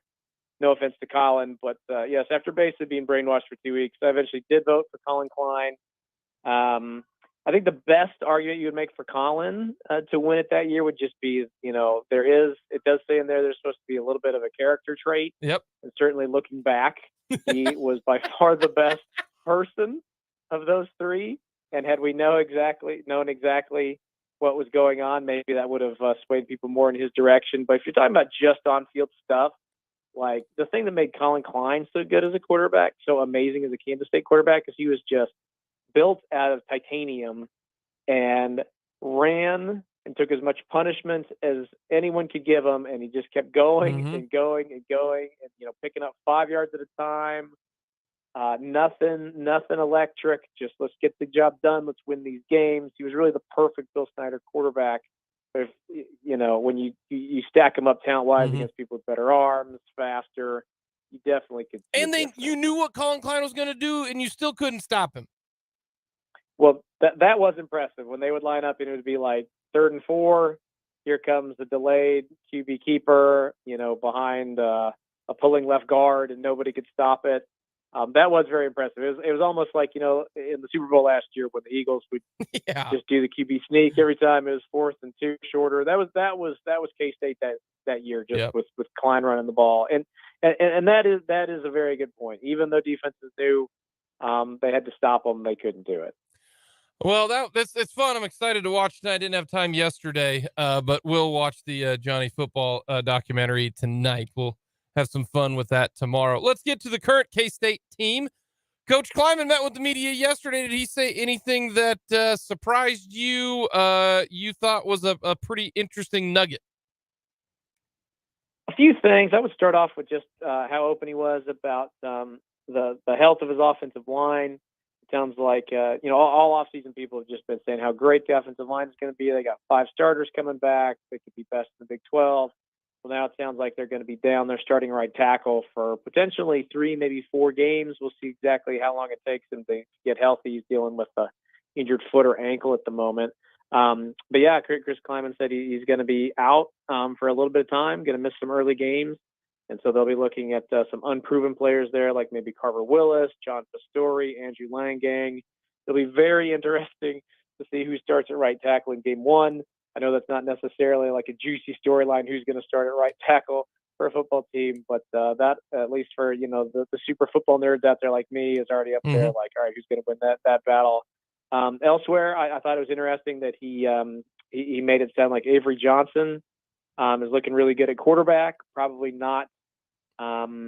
doesn't know the offense as well as Jake Rubley, so it sounds like he'll definitely start the season as QB3. Rubley will be QB2, but he said that as soon as the game slows down for Avery, watch out because he is dynamite. So I'm looking forward to that. Whenever that happens, I think we're going to see him on the field. Well, real quick, I want to ask you something about Avery Johnson. With that, the whole goal then this year, is it not get him 4 games and then that's it? Do not play him any more than 4 games if you can, but he hopefully can play in 4 games at some point in time to get him some reps, but yet it doesn't count as a year. And so next year he's a freshman and he's not a sophomore, and you can use that red shirt rule. I would assume that's the whole goal of Chris Kleiman and this staff. That is absolutely the desire this season. Play him in no more than 4 games. I think the thing about him is he's got such a unique skill set when it comes to running the football. I think they want to see how he can do that in live games. So I do think we'll see him this season. But yes, with the potential and the future he's got, definitely, even if something were to happen to Will, I think they would prefer to go to Jake Rubley as the next guy up if he has to play more than 4 games, just because they see the future with Avery. Mm-hmm. They want to save his best years for later, and I would be shocked if he does not redshirt this season. Sorry to interrupt you there. That was kind of my question, but what else was your takeaway from Chris Kleiman?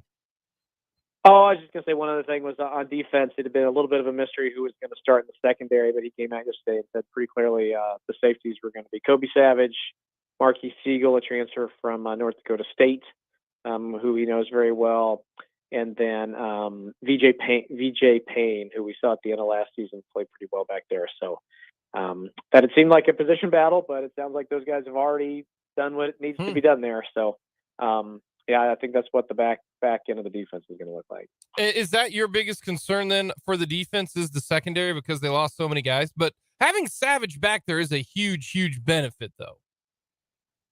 It is. The only thing about Savage, though, is that he is a monstrous hitter. If he comes in on you at space, he's not the guy you want to try to beat there, but he's not necessarily the best coverage guy. Mm-hmm. So it remains to be seen if he can evolve into, a complete safety this season, but definitely from a leadership role, he's already got half the job down. So, he's a great piece to have back there. I'm a little bit more interested in what they do at corner, just because Julius Brents is, you don't find 6'3" corners who can run with wide receivers pretty easily on trees. And Echo Boydo, a lot of people overlooked him at Kansas State, but he's doing good enough that it looks like he might make the Chiefs roster here. So those are 2 really good cornerbacks they have to replace, and there is going to be a drop off there. So that if there's anything that worries me about the defense, it's those 2 spots more than safe. So I believe, who was it? Connor Riley spoke today about the offensive line. Sounds like this is a deep offensive line as well. It is. It's kind of been his goal ever since he got here, to get it to where they could play feel very comfortable playing 8 or 9 guys in games, even though a lot of teams just like to play 5. He wants it to be so competitive that if somebody gets hurt, it doesn't faze them. Hey, you get in there, you move around, we're going to keep going, no drop off at all. And that was really his main complaint when he came to Kansas State, was there's some nice high end depth talent here. There really isn't much depth. So he's improved that up to a point where he's even talking up freshman walk-on as being potential contributors down the line. So he seems like a very happy coach right now. And one interesting answer he gave today was, somebody asked, well, you had not only 5 offensive linemen who had decided to come back to campus, but you also had Taylor Portier, who's basically a 6 starter coming back from injury. So you got 6 guys there. Were you worried that other people, those depth pieces you love so much, might have left? And he said, honestly, these guys are so bought in that he didn't really have to think much about it. They only lost 1 guy, and everybody's just on board. So I think that shows something, that even though there's not enough playing time to go around to make everybody happy, they're still all, rowing in the same direction. All righty, let's get to the Big 12, now the new Big 16. What do you think of Arizona State, Utah joining Colorado? Well, I would say it beats the alternative of, where the league was a few years ago when they were looking to the Pac-12 for a lifeboat instead of the other way around. I don't necessarily love it, just because I don't love the idea of a 16-team conference. I loved it at 10 when everybody played everybody. I loved it at 12 before that, when we had the old north-south split. But honestly, that's just the nostalgic person in me. I know it's hard to keep that going anymore in today's age of conference realignment. So you have to get with the times, you get left behind. 16 teams sounds pretty good. And I think it's nice because you add a nice mixture of brand name teams. You get Utah, who's really good at football. You get Arizona, who's really good at basketball. And then, honestly, I think it'll be good for teams in the Big 12 that you had teams like Colorado, Arizona State, Arizona football, who really are pretty mediocre, and you can actually finally get some wins, or at least some winnable games on the schedule. You add value to the conference, but not 4 powerhouses. I think it's a nice mixture, and it will be fun. Unlike other leagues where you go in and say every year, well, I know Alabama or Georgia's going to win the SEC. I know Michigan or Ohio State's going to win the Big Ten. I don't know that you're necessarily going to have those two teams here in the Big 12. Maybe you could always say it's going to be Oklahoma State, K-State, TCU, Utah, whatever, but it's never just going to be two teams, and I think that's what's going to make things so exciting. All righty, 2 for the road. One of them I've got for you is this. The Pac-12 is going to do streaming, right? Take out the fact that you cover K-State for your living, okay? Because you got to take that out. How much would you pay to watch Big 12 football if you were a fan? Oh man! So basically, to subscribe to what the Pac-12 deal would have been. Yes, yeah. We don't know every single game. Yeah, we don't know the number. I want to know the number that they were going to charge. Was it $10 a month? Was it $80 for the year to actually get that network? And is that on top of having the $7 to buy Apple? Because that's what it costs for Apple TV is $7 a month. So are we looking at is it a total of $20 a month? What would you pay to watch the Big 12? That is a great question. I can tell you the asking price for the MLS pass, I believe, was $100. And I said no, even though I do like watching sporting. I didn't think that was worth it. NFL Sunday tickets, that was, I think, $350. I actually teamed up with my brother on that one, and we said yes. We split the cost, so you're looking at like $175 for every NFL game. I said yes to that. For Big 12 football games, shoot, I'm a big enough fan. I'd probably, be willing to pay $50 a year, $10 a month, something like that. But if it got up to the triple digits, I'd still probably do it, but I could see a lot of people saying that's too much. Yeah, that's what I want to know. How much was that? Yeah. So yeah, that's very interesting. For me, like $50 would probably be a no-brainer. Sure. All right. Yeah, I'd pay that. And anything more than that, I'm starting to think, I already subscribed to Netflix. What more do I need? So it'd be a conversation. All right. Last thing, you got about 20 seconds here. Our list today was board games. What's your favorite board game? Oh man, Monopoly. You and Fulton. Fulton had that in his top 3. Yep. All right. Oh, all right. Kellis, all right. we appreciate my favorite catchphrase. I love catchphrase. It's a great game. It's not a board game though, so we're kind of at odds on that. Kellis, we appreciate the time, my friend. Have yourself a great rest of the week, and we will talk to you down the line. You too. Thanks for having me on. Kellis Robinette of the Wichita Eagle. Love Kellis. Fantastic stuff. Coming up next, we'll get into a little college news, a little Royals giveaway as well here on Mic'd Up.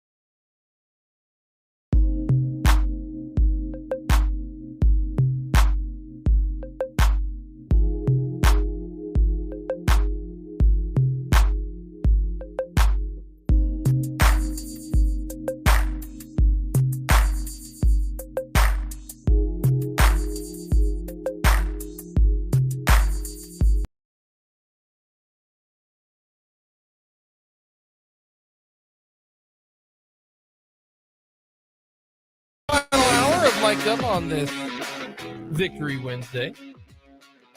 Jake Vaughn along with Fulton Caster here. Got Royals baseball tonight. Jordan Lyles on the bump. We'll be giving away some Royals tickets this hour. As always, let us know your thoughts. You can head to our YouTube page, subscribe to it, go to youtube.com. Everybody knows YouTube. Type in Sports on 580, click on it and hit subscribe. You'll get all the links and all the videos sent to you. Get you alerts. You can make a comment in the comment section, or you can hit us up with a text, 272-9429, outside of Topeka, 785-272-9429.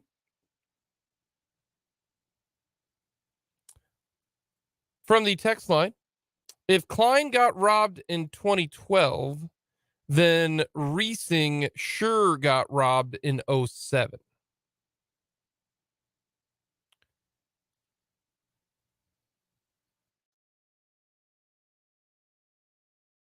I don't think Reesing was even in the mix. Let's take a look here. The 2007, that one went to the Tebow. Yeah, you had no chance that year. Heck, you weren't even. Yeah, you weren't even. That's just flat out wrong. Todd Reesing didn't even have better numbers than Chase Daniel or Dennis Dixon. Yeah. Cole Brennan had 38 tutties that year. Man, Colt Brennan. Remember Colt Brennan? Yeah, he passed away. Yeah, that was a bummer. Yeah. I think. I really hope we're not saying a guy passed away that didn't. I thought he did. I thought that was the Hawaii quarterback who did. Yeah, May 11th, 2021. Yeah, he passed away. So I thought. I sad. just wanted to make sure we weren't accidentally. Yeah. We were properly a little make sure to point that out. Yeah, it was a bummer. He was fun. He was a fun player. Yeah, Reesing didn't even finish in the top 10. Now, did he have a gripe? Like how, or no, is that I want to make sure. No, he had no case. He had no case. And I love Todd. Oh, the gunslinger. Todd rules. The gunslinger was fantastic. He had no case. Yeah, comparing those two. No. Colin, at least I will say you can make an argument. Well, you can make an argument for second. I don't think you can make an argument for first. I just don't think you can. They were similar players running the football. More yards for Johnny, and Johnny was a better passer. Do I think Todd should have gotten? Do I think Todd was should have been in the top 10? Probably. Yeah. I mean, he had almost 3,500 yards and 33 touchdowns. Yeah. I'm a fan of going back in and looking at some of the fun statistics. It is a good time to just go back and look at crazy college football seasons. So that year, that year Daniel had 4,300 yards, 33 touchdowns. Brennan had 4,300 yards, 38 touchdowns. Tebow had 3,200 yards and 32 touchdowns. Plus, how many rushing touchdowns did he have that year? Yeah. If you want to say that he should have had more votes than, like Pat White. Sure. Or Matt Ryan. Sure. I mean, Matt Ryan threw for 4,500 yards and 31 touchdowns. I mean, he threw 19 picks. Boy, he was throwing completions to everybody. But yeah, that's not the same. Ball to everyone. Not the same there. No. He was great. He was. He was great. Man, that year was fun, though. Won an Orange Bowl. Only one loss. That one loss had to be to Missouri, though. Robbed MU of an Orange Bowl. That's a lie. No, here's what shout out Missouri. The fact that, listen, KU only had one loss and it was to Missouri, but they were undefeated. Missouri, you weren't. Sucks to suck. Well, Missouri's go home. Who did Missouri lose to that year? I don't know. Man, you don't even know what you're talking about then. All I know my is hatred for Missouri runs strong. The the thing about the Missouri schedule in 07, because they were ranked number 1 in the country. Their loss was they lost to Oklahoma. Yeah, twice. Yeah. The reason they didn't go to the Orange Bowl is the Big 12 title game. If the Big 12 title game doesn't happen, then they go to the Orange Bowl. Yeah. But there was a Big 12 title game, and you can argue and say, hey, what is a better resume? Is it 1 loss to Missouri or 2 losses to Oklahoma to the same school? I mean, I get it. If someone said to me Missouri got hosed, I'd say, that's a bummer. Yeah, I can see your unhappiness. You beat the team that went to the Orange Bowl. I get it. They stomped Arkansas though, 38-7 in the Cotton Bowl. Good for them. Man, those were the days. And KU won an Orange Bowl. We could all be happy. Those were the days. KU and MU playing each other when it mattered. KU and Missouri played each other for the KU beat Missouri. They would have been undefeated in the regular season. Yeah, if they would have beat Oklahoma, they would have played for the national title. Yeah. Now, looking back on that, are they beating Oklahoma? I don't know. I don't even know if they would have beaten Oklahoma, Oklahoma State, or Texas that year. But they didn't have to play either one of them. Or no, they did beat Oklahoma State that year. Yeah. They didn't have to play Oklahoma, Texas, or Texas Tech. Yeah, the 3 best teams in the South. Yes, correct. Yeah. Those were fun times. We're going to get some of those times back. At least as far as like scheduling goes. Where your schedule, like, do you get lucky in who you play? Yeah, a little bit of We're that. going to get that back. Yes, we will. Get a little schedule luck back. We will. Because I will say, as much as I will make jokes and take shots at everybody else for that Magic 07 season, I will always openly admit KU got lucky with how that schedule was built. Yeah, I mean, not having to play the top 3 teams in the South was nice. Yes, because they didn't make it to the Big 12 title game anyways because Missouri beat them. Sorry, but I mean, the reason number 5,832 of why I hate Missouri. What's reason number 5,301? I don't know. I'll figure it out later. Okay. I don't think you will. Man, I don't think you will. That's in there somewhere. Man, I love Matt Derrick. Yeah. Matt rolls. Matt Derrick's fantastic. So, Mike Florio of Pro Football Talk. The worst at his job. He just so bad. First of all, I'm going to read you his Pro Football Talk Twitter bio. Okay? Oh, I don't know if I ever even looked at this. Pro Football Talk's Twitter bio. We cover the NFL with honesty, candor, authenticity, and transparency in order to enhance fan enjoyment and understanding. Copyright 2023 Football Talk LLC. All right. Cool. Mike Florio tweets out, as a holdout, Chris Jones is not on the active roster. The Chiefs, nevertheless, have put him on the unofficial depth chart as a first-string defensive tackle, and then links the report. Our good friend Matt Derrick, who we love, tweeted this out. Chris Jones is absolutely on the active roster. He's under contract. There's not reserve list that players are moved to because they're holding out. Chiefs have 91 players on the roster due to an exemption for an international pathway player. Facts aren't that hard. Boom! There goes Florio. There goes Florio. Mic drop. Oh, Matt Derrick, you beautiful soul, you. Love you, Matt. But isn't that hilarious? That's like, we cover the NFL with honesty, candor, authenticity, and transparency. And then they just drop that just 1,000% false situation. He's not on the roster. Yes, he is.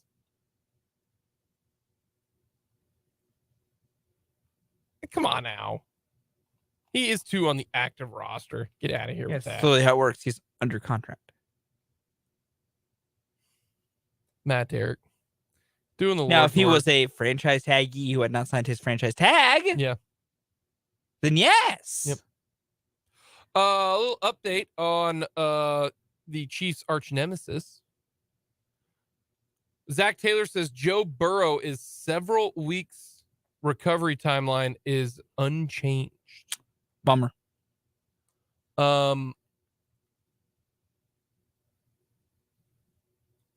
Last year he missed the first, or he wasn't up ready to go because he had an appendicitis.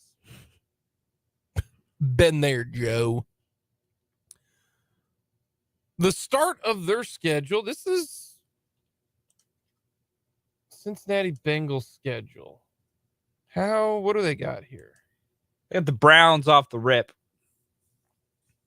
Cleveland, Baltimore, Rams are their first three. Cleveland and Baltimore right out the gate. And it's at Cleveland.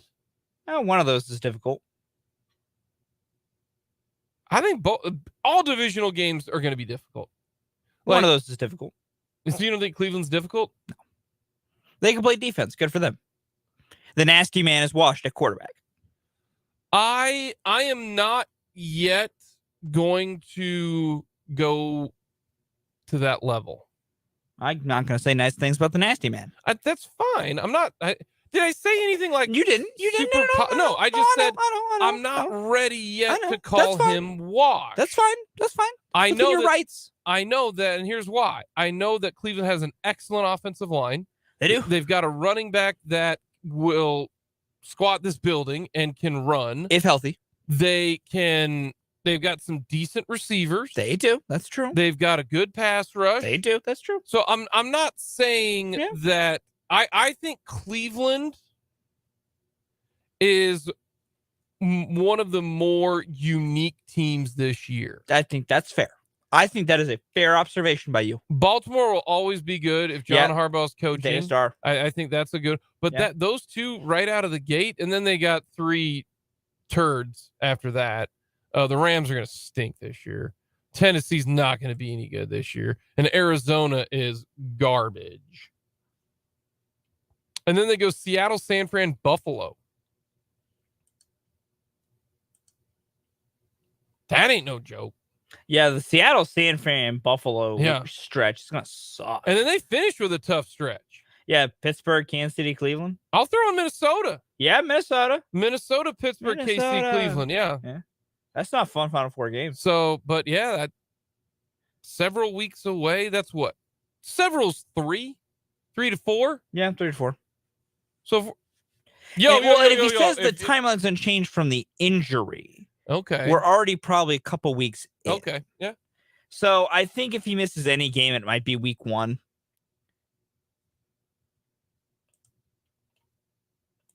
Maybe. So we'll see. Do you know who their backup quarterback is?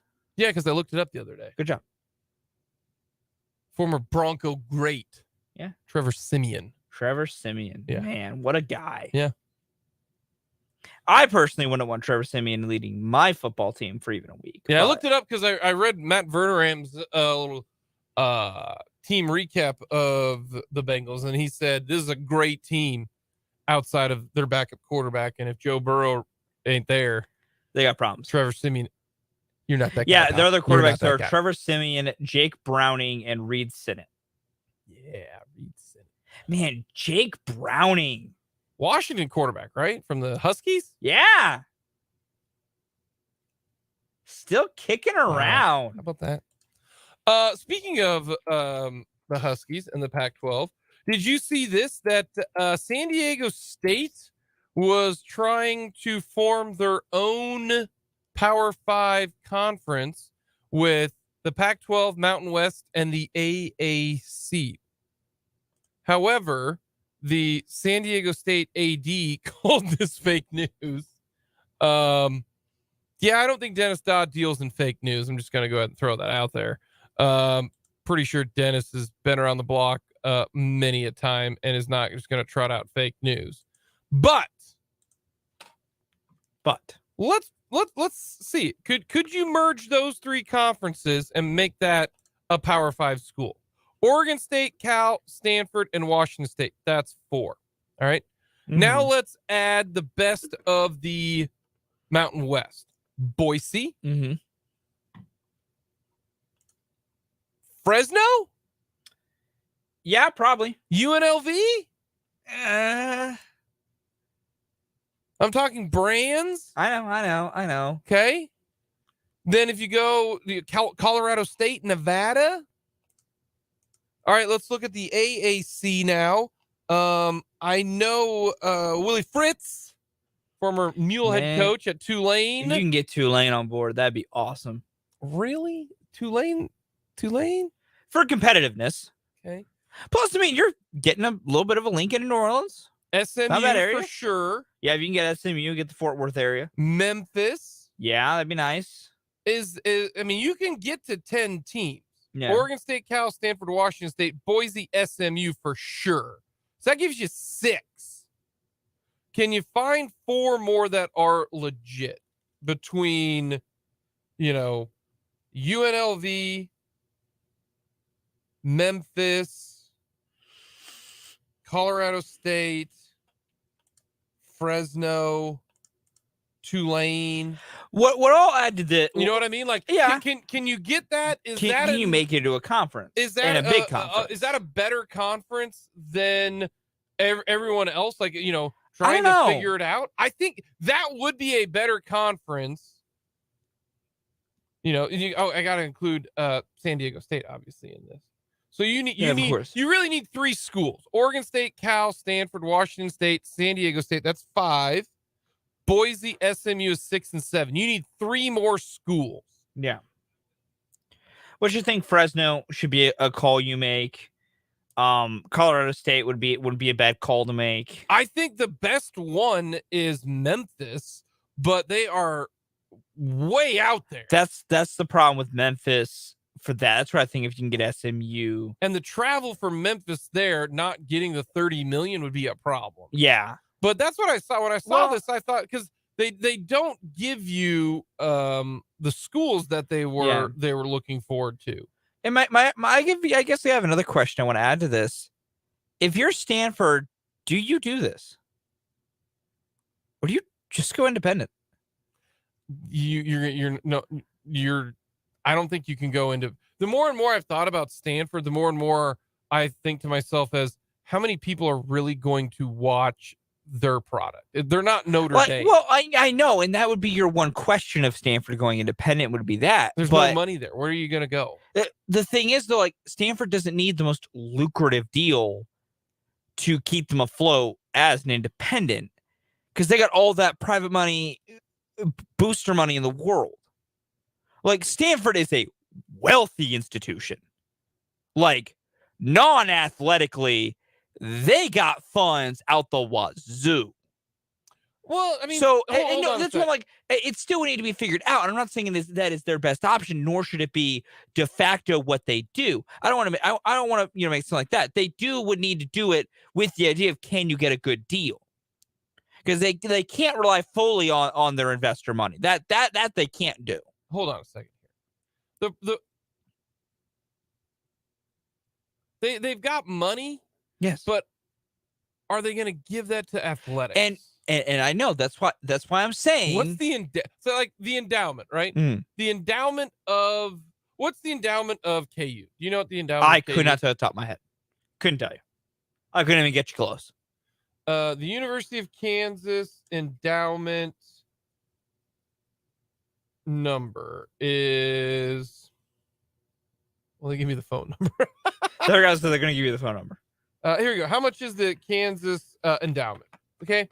The University of Kansas endowment is $2.2 billion. Nice. What's Stanford's? A lot bigger than that. What's the definition of a lot? I don't know. I'm asking. Throw it again. Well, they got to be at least like tens of billions. With the people and the investments and everything they got with it, I haven't surprised if Stanford's endowment is over $10 billion. So I need a number. I somewhere in the tens of billions. I don't know what, like 13, 18, 20, 30. I don't know.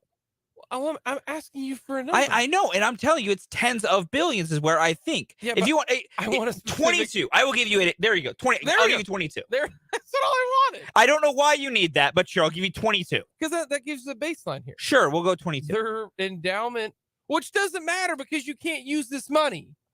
I don't know what endowments are for, to be honest with you. Well, it makes no sense. That's why I'm trying. Like, they don't spend the money. My larger point is, yes, they would need a good TV contract. Yeah. I do not dispute that. I do not disagree with that.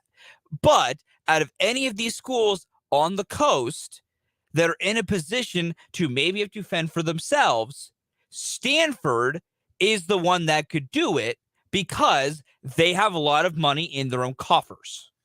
$37 billion. And that's just what they'll tell you. That's the third most if you go with just a single institution. Harvard's number 1 at 49. That doesn't surprise me. It says, and I'm not counting this because of how they lump it all into one. The University of Texas system. Yeah, but there's the billions of different schools in the system. That's all the Texas. Yeah, but like then Yale, then Stanford. Yeah, that's my point with Stanford. Is like, yes, you can't use, they couldn't just say, oh, we're going to use all of our endowment to fund athletics. Like, it is much more complicated than that. But if there's a school that could go, we're going to have a very modest TV deal with CBS Sports. Just, we're going to put our games randomly on CBS Sports Network. It's a very modest deal. It pays us a little bit of money. If there's any school that can survive that, it's Stanford, because they got donors who want to give them money all the time. They're a wealthy school. But will they give them to the college? And I don't know. Like that would be the athletic question. That's the question you have to figure out. You have to iron out. My point is just simply, for Stanford, is it better to stick in some sort of a floundering middling conference, or if you can get the numbers to look right, just go do your own thing. It says here from On3, Mountain West Commissioner Gio Navarez said that she would feel like it would be a missed opportunity if her league does not add at least one Pac-12 school. I think Washington State and Oregon State need to join the Mountain West. Washington State and Oregon State need to join the Mountain West. Yeah. Just go swallow. If it's a pride thing, swallow your pride. Like, you're not going to get other schools. You're not going to get a better deal Mountain West, because none of those Mountain West schools. None of them want to leave. Well, they can't, because they can. It's going to cost them $34 million. Yeah. The only one that wanted to leave was San Diego State, and it was to join the conference that no longer basically exists. Yeah. So they're chilling. No, if I'm Washington State and Oregon State, I give them a call and go, can we come in, please?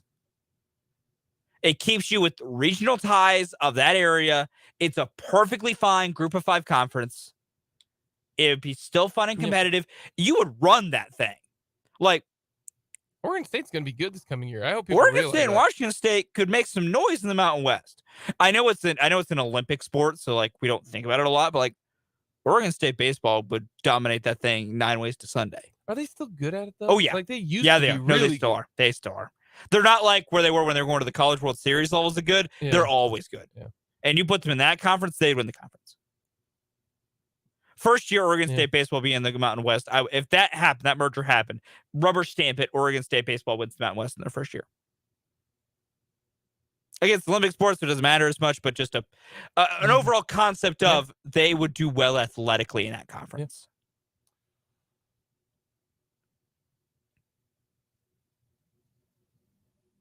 What color are we going with for Royals tickets? Let's go. I'm thinking number 4, Jake. Why 4? I don't know. I'm just feeling it. The vibes.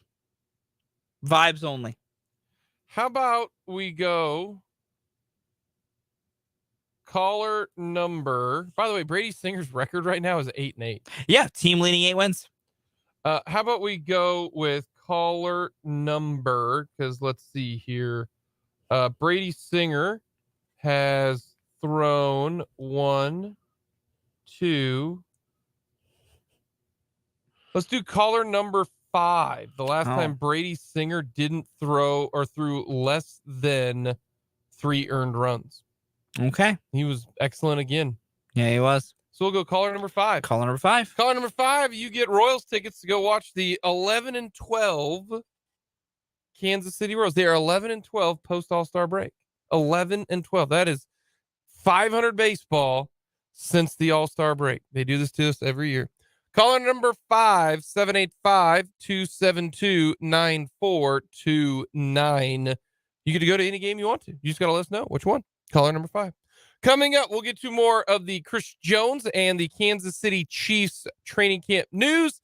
They are off tomorrow, and then Big Red will let us know what's all going to happen coming up on Sunday, on Friday, as that is when they will meet with the media off on Saturday, play on Sunday. We'll get to that coming up here on Mic'd Up.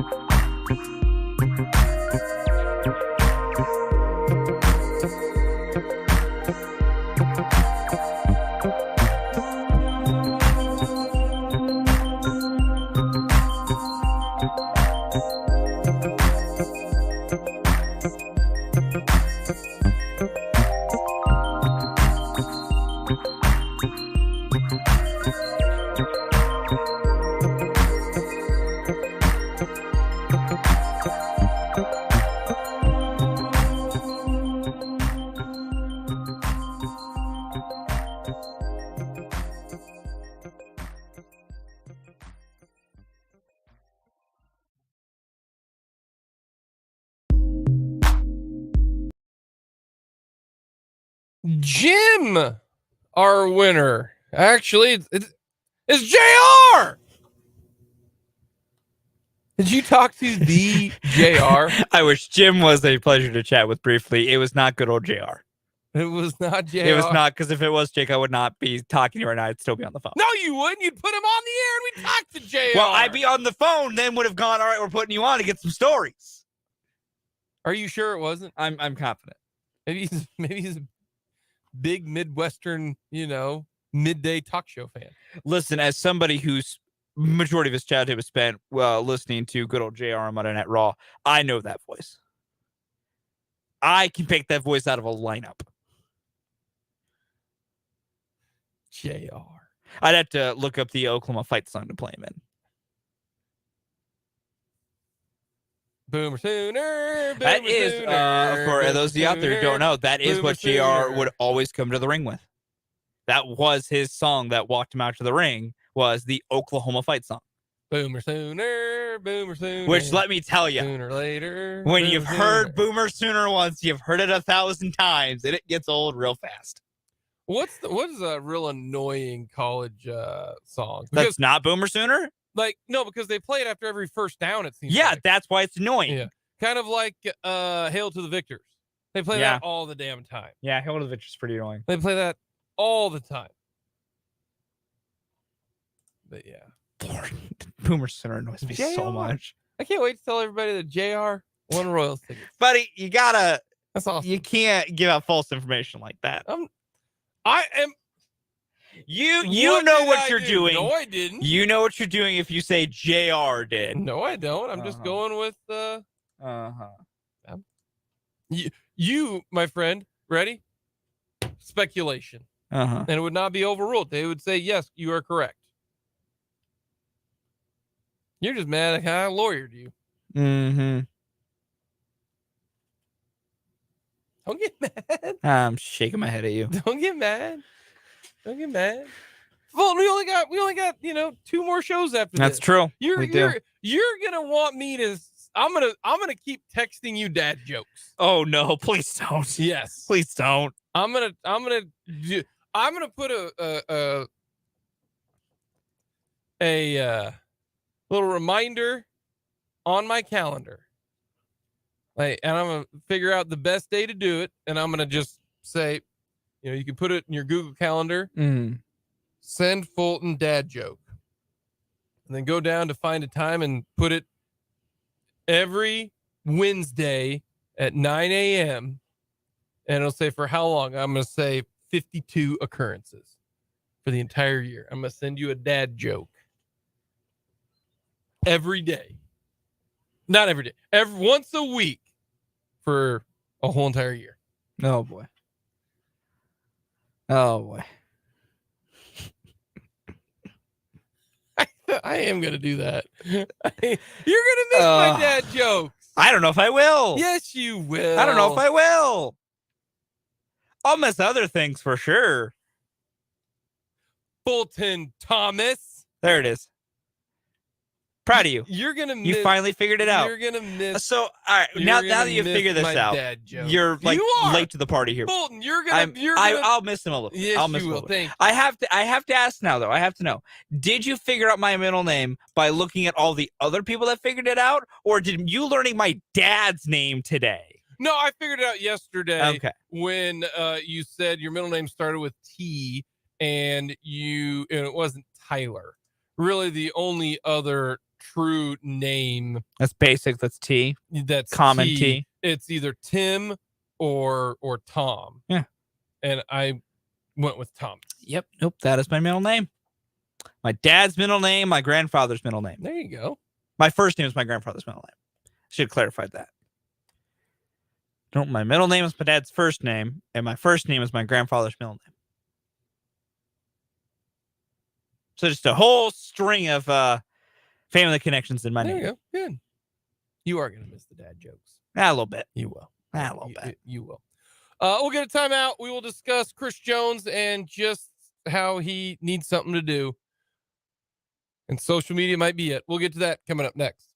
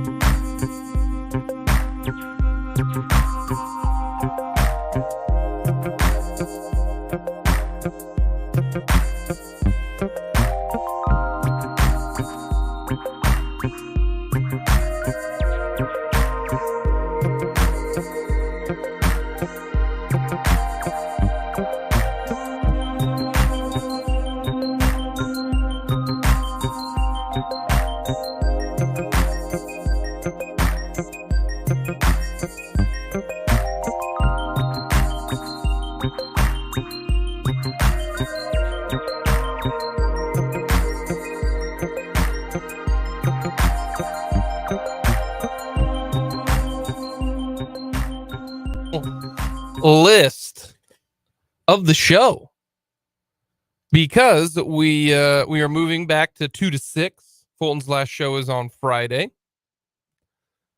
so we couldn't think of a better way to finish Everyone Loves the List than our favorite Huey Lewis in the News songs. Mainly because I literally think like 3 weeks into this show last year, we were like, we should do a list of favorite Huey Lewis songs. I think I added a second Huey Lewis song to play us in. And we've never done it. We've never gotten around to it. Never gotten around to it. No better way to end this than we're going to finally do Facts. Our favorite Huey Lewis in the News songs. I know 2 of them already. The others are going to be hard to make the list out of. But I know 2 that they're locked in. They have to be on here because I love them so much. Huey Lewis had so many bangers. You know what we should do tomorrow? What's that? Do you know who is performing next weekend at Arrowhead? I could not tell you. Man says don't pay attention. You really don't know? I don't pay attention. Well, it's 2 people. Okay. One, the lead singer of Fleetwood Mac. Okay, we got Stevie Nicks. Stevie Nicks. Yeah. Stevie. Yeah. And Mr. New York himself, Billy Joel. Maybe we do Billy Joel song tomorrow. We could do Billy Joel tomorrow, Huey on Friday. And Huey on Friday. I'm okay with that. I'm down. Billy has also got some bangers. Facts. I'll be interested to see if because he has always said this, he leaves the first 2 rows of every one of his shows open. And then the roadies go and pick out fans elsewhere and they move them down to the first row. So they bring tons of energy to the concert and to him. He doesn't, I wonder if that's still true. Interesting. Fascinating. Because he goes, all the rich people sit in the front row because they have all the money, but they just sit there. They don't, they're not ride or diers. You know what I mean? Yeah. Whereas if you go into section 320 at Arrowhead for a Billy Joel fan, got someone rocking out to the Billy. Yeah. They're going to be singing every single, lyric to We Didn't Start the Fire and, Piano Man. They're going to know everything. So I wonder if that's still true. He said that, though, on a talk show, like, Letterman or Kimmel or, Leno, Colbert. I don't remember who. Maybe it was Jimmy Fallon. Not for sure. Either way. You making anything of Chris Jones tweeting out at 3:19 yesterday? KC, I love you. ... I love you. No, like. By the way, I'll give you a little history here. Okay. His last tweets. All right. July 30th. Happy Sunday. 23 hours ago. KC, I love you. Those were his tweets. Yeah. Actually, he did do a reply tweet to a individual named Mr. Proctober. They said, Chris Jones, hope everything is well. And he said, all is well.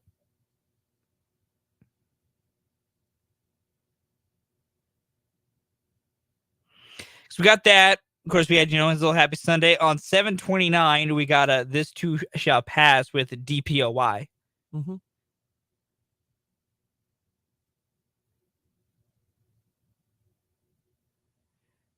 Like,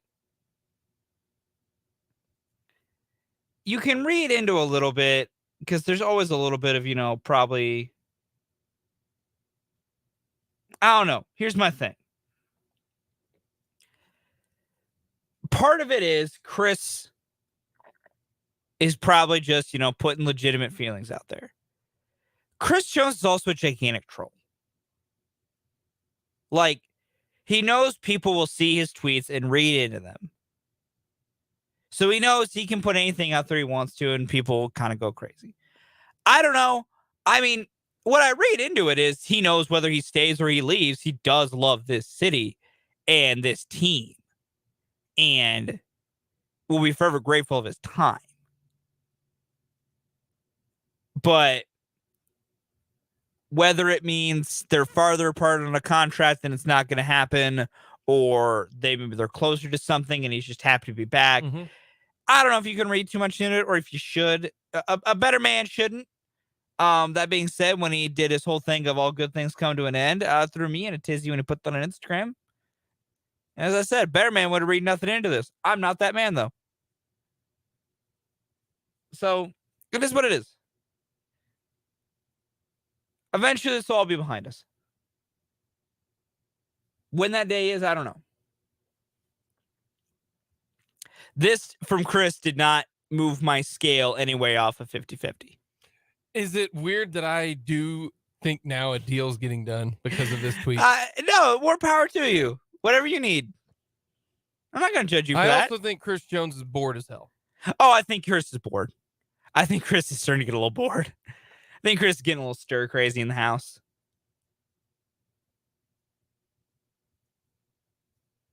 But maybe he just didn't want to go to St. Joe this year. Truly, maybe he just didn't want to go to St. Joe. Dates. This will be the last time we will talk about Chris Jones until something more meaningful occurs. Sunday, if he doesn't report before Sunday, he loses more money. Mm-hmm. Then Thursday, because then training camp is over in St. Joe. And then I will go with the last preseason game for the Kansas City Chiefs. So he would sit out then, because the Chiefs' final preseason game, when is that? Chiefs' final preseason game is the 25th? No, it's 26th. All right, here are my next dates. Ready? Sunday the 13th, Thursday the 17th, Monday or Sunday the 20 or the 26th, 27th, because then the preseason will be over on the 26th, and then that gives him a week and a half ready to go. But he'll be there before. Yeah, so I'm going to say the 13th, 17th, and then the 26th. Those are the dates for me from now on with Chris Jones. I think those are fair. First preseason game when training camp ends in St. Joe, and then the last preseason game. I am really interested to see if he shows up for the preseason game. Misses a game check. Well, he just has to report. I know, but that's what I mean. Like, he doesn't show up. Like, that's what I mean by show up. Like, he reports. If he reports, but he's not in the building in New Orleans, that I don't care about. Like, does he show up to where he can technically get paid for that game? Does he end the holdout by then? That does fascinate me. That one makes me very intrigued.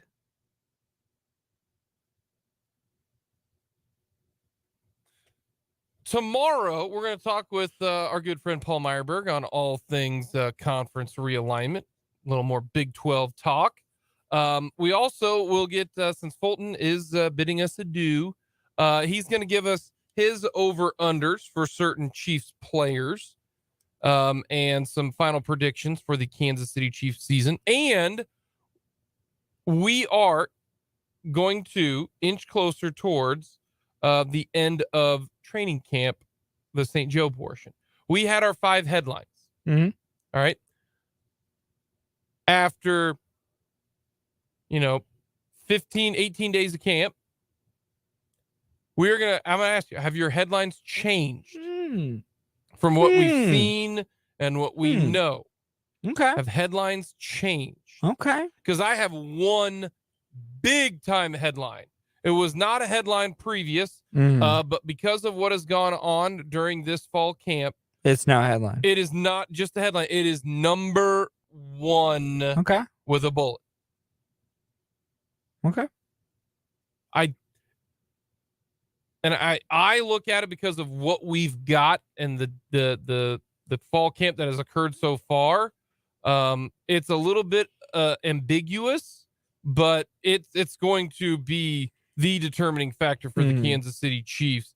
And it wasn't really last year. It really wasn't, because there wasn't as many precedents already have occurred.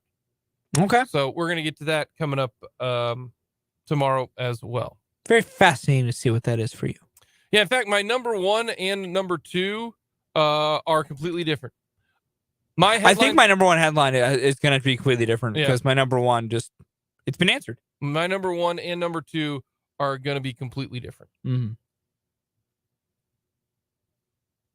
In fact, I don't even know if my number 1 headline will even be in my headlines anymore. Yeah. A little foreshadowing for tomorrow. A little foreshadowing.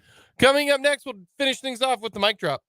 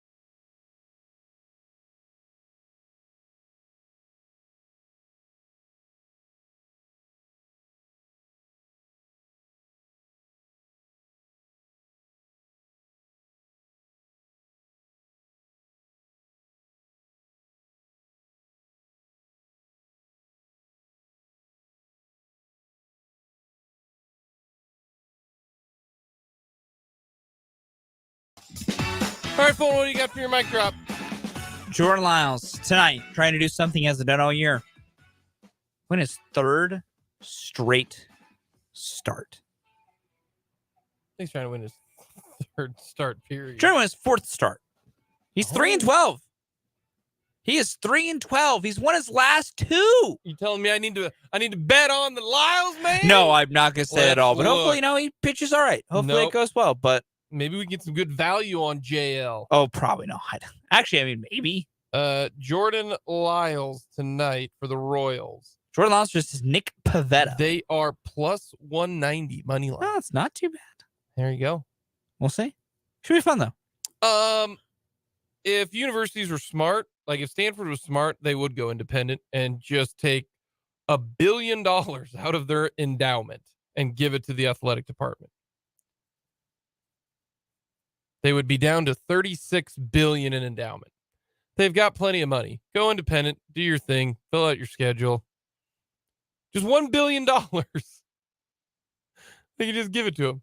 They got so much money. It's ridiculous. $37 billion endowment, Stanford. Coming up next, we got 580 Sports Talk.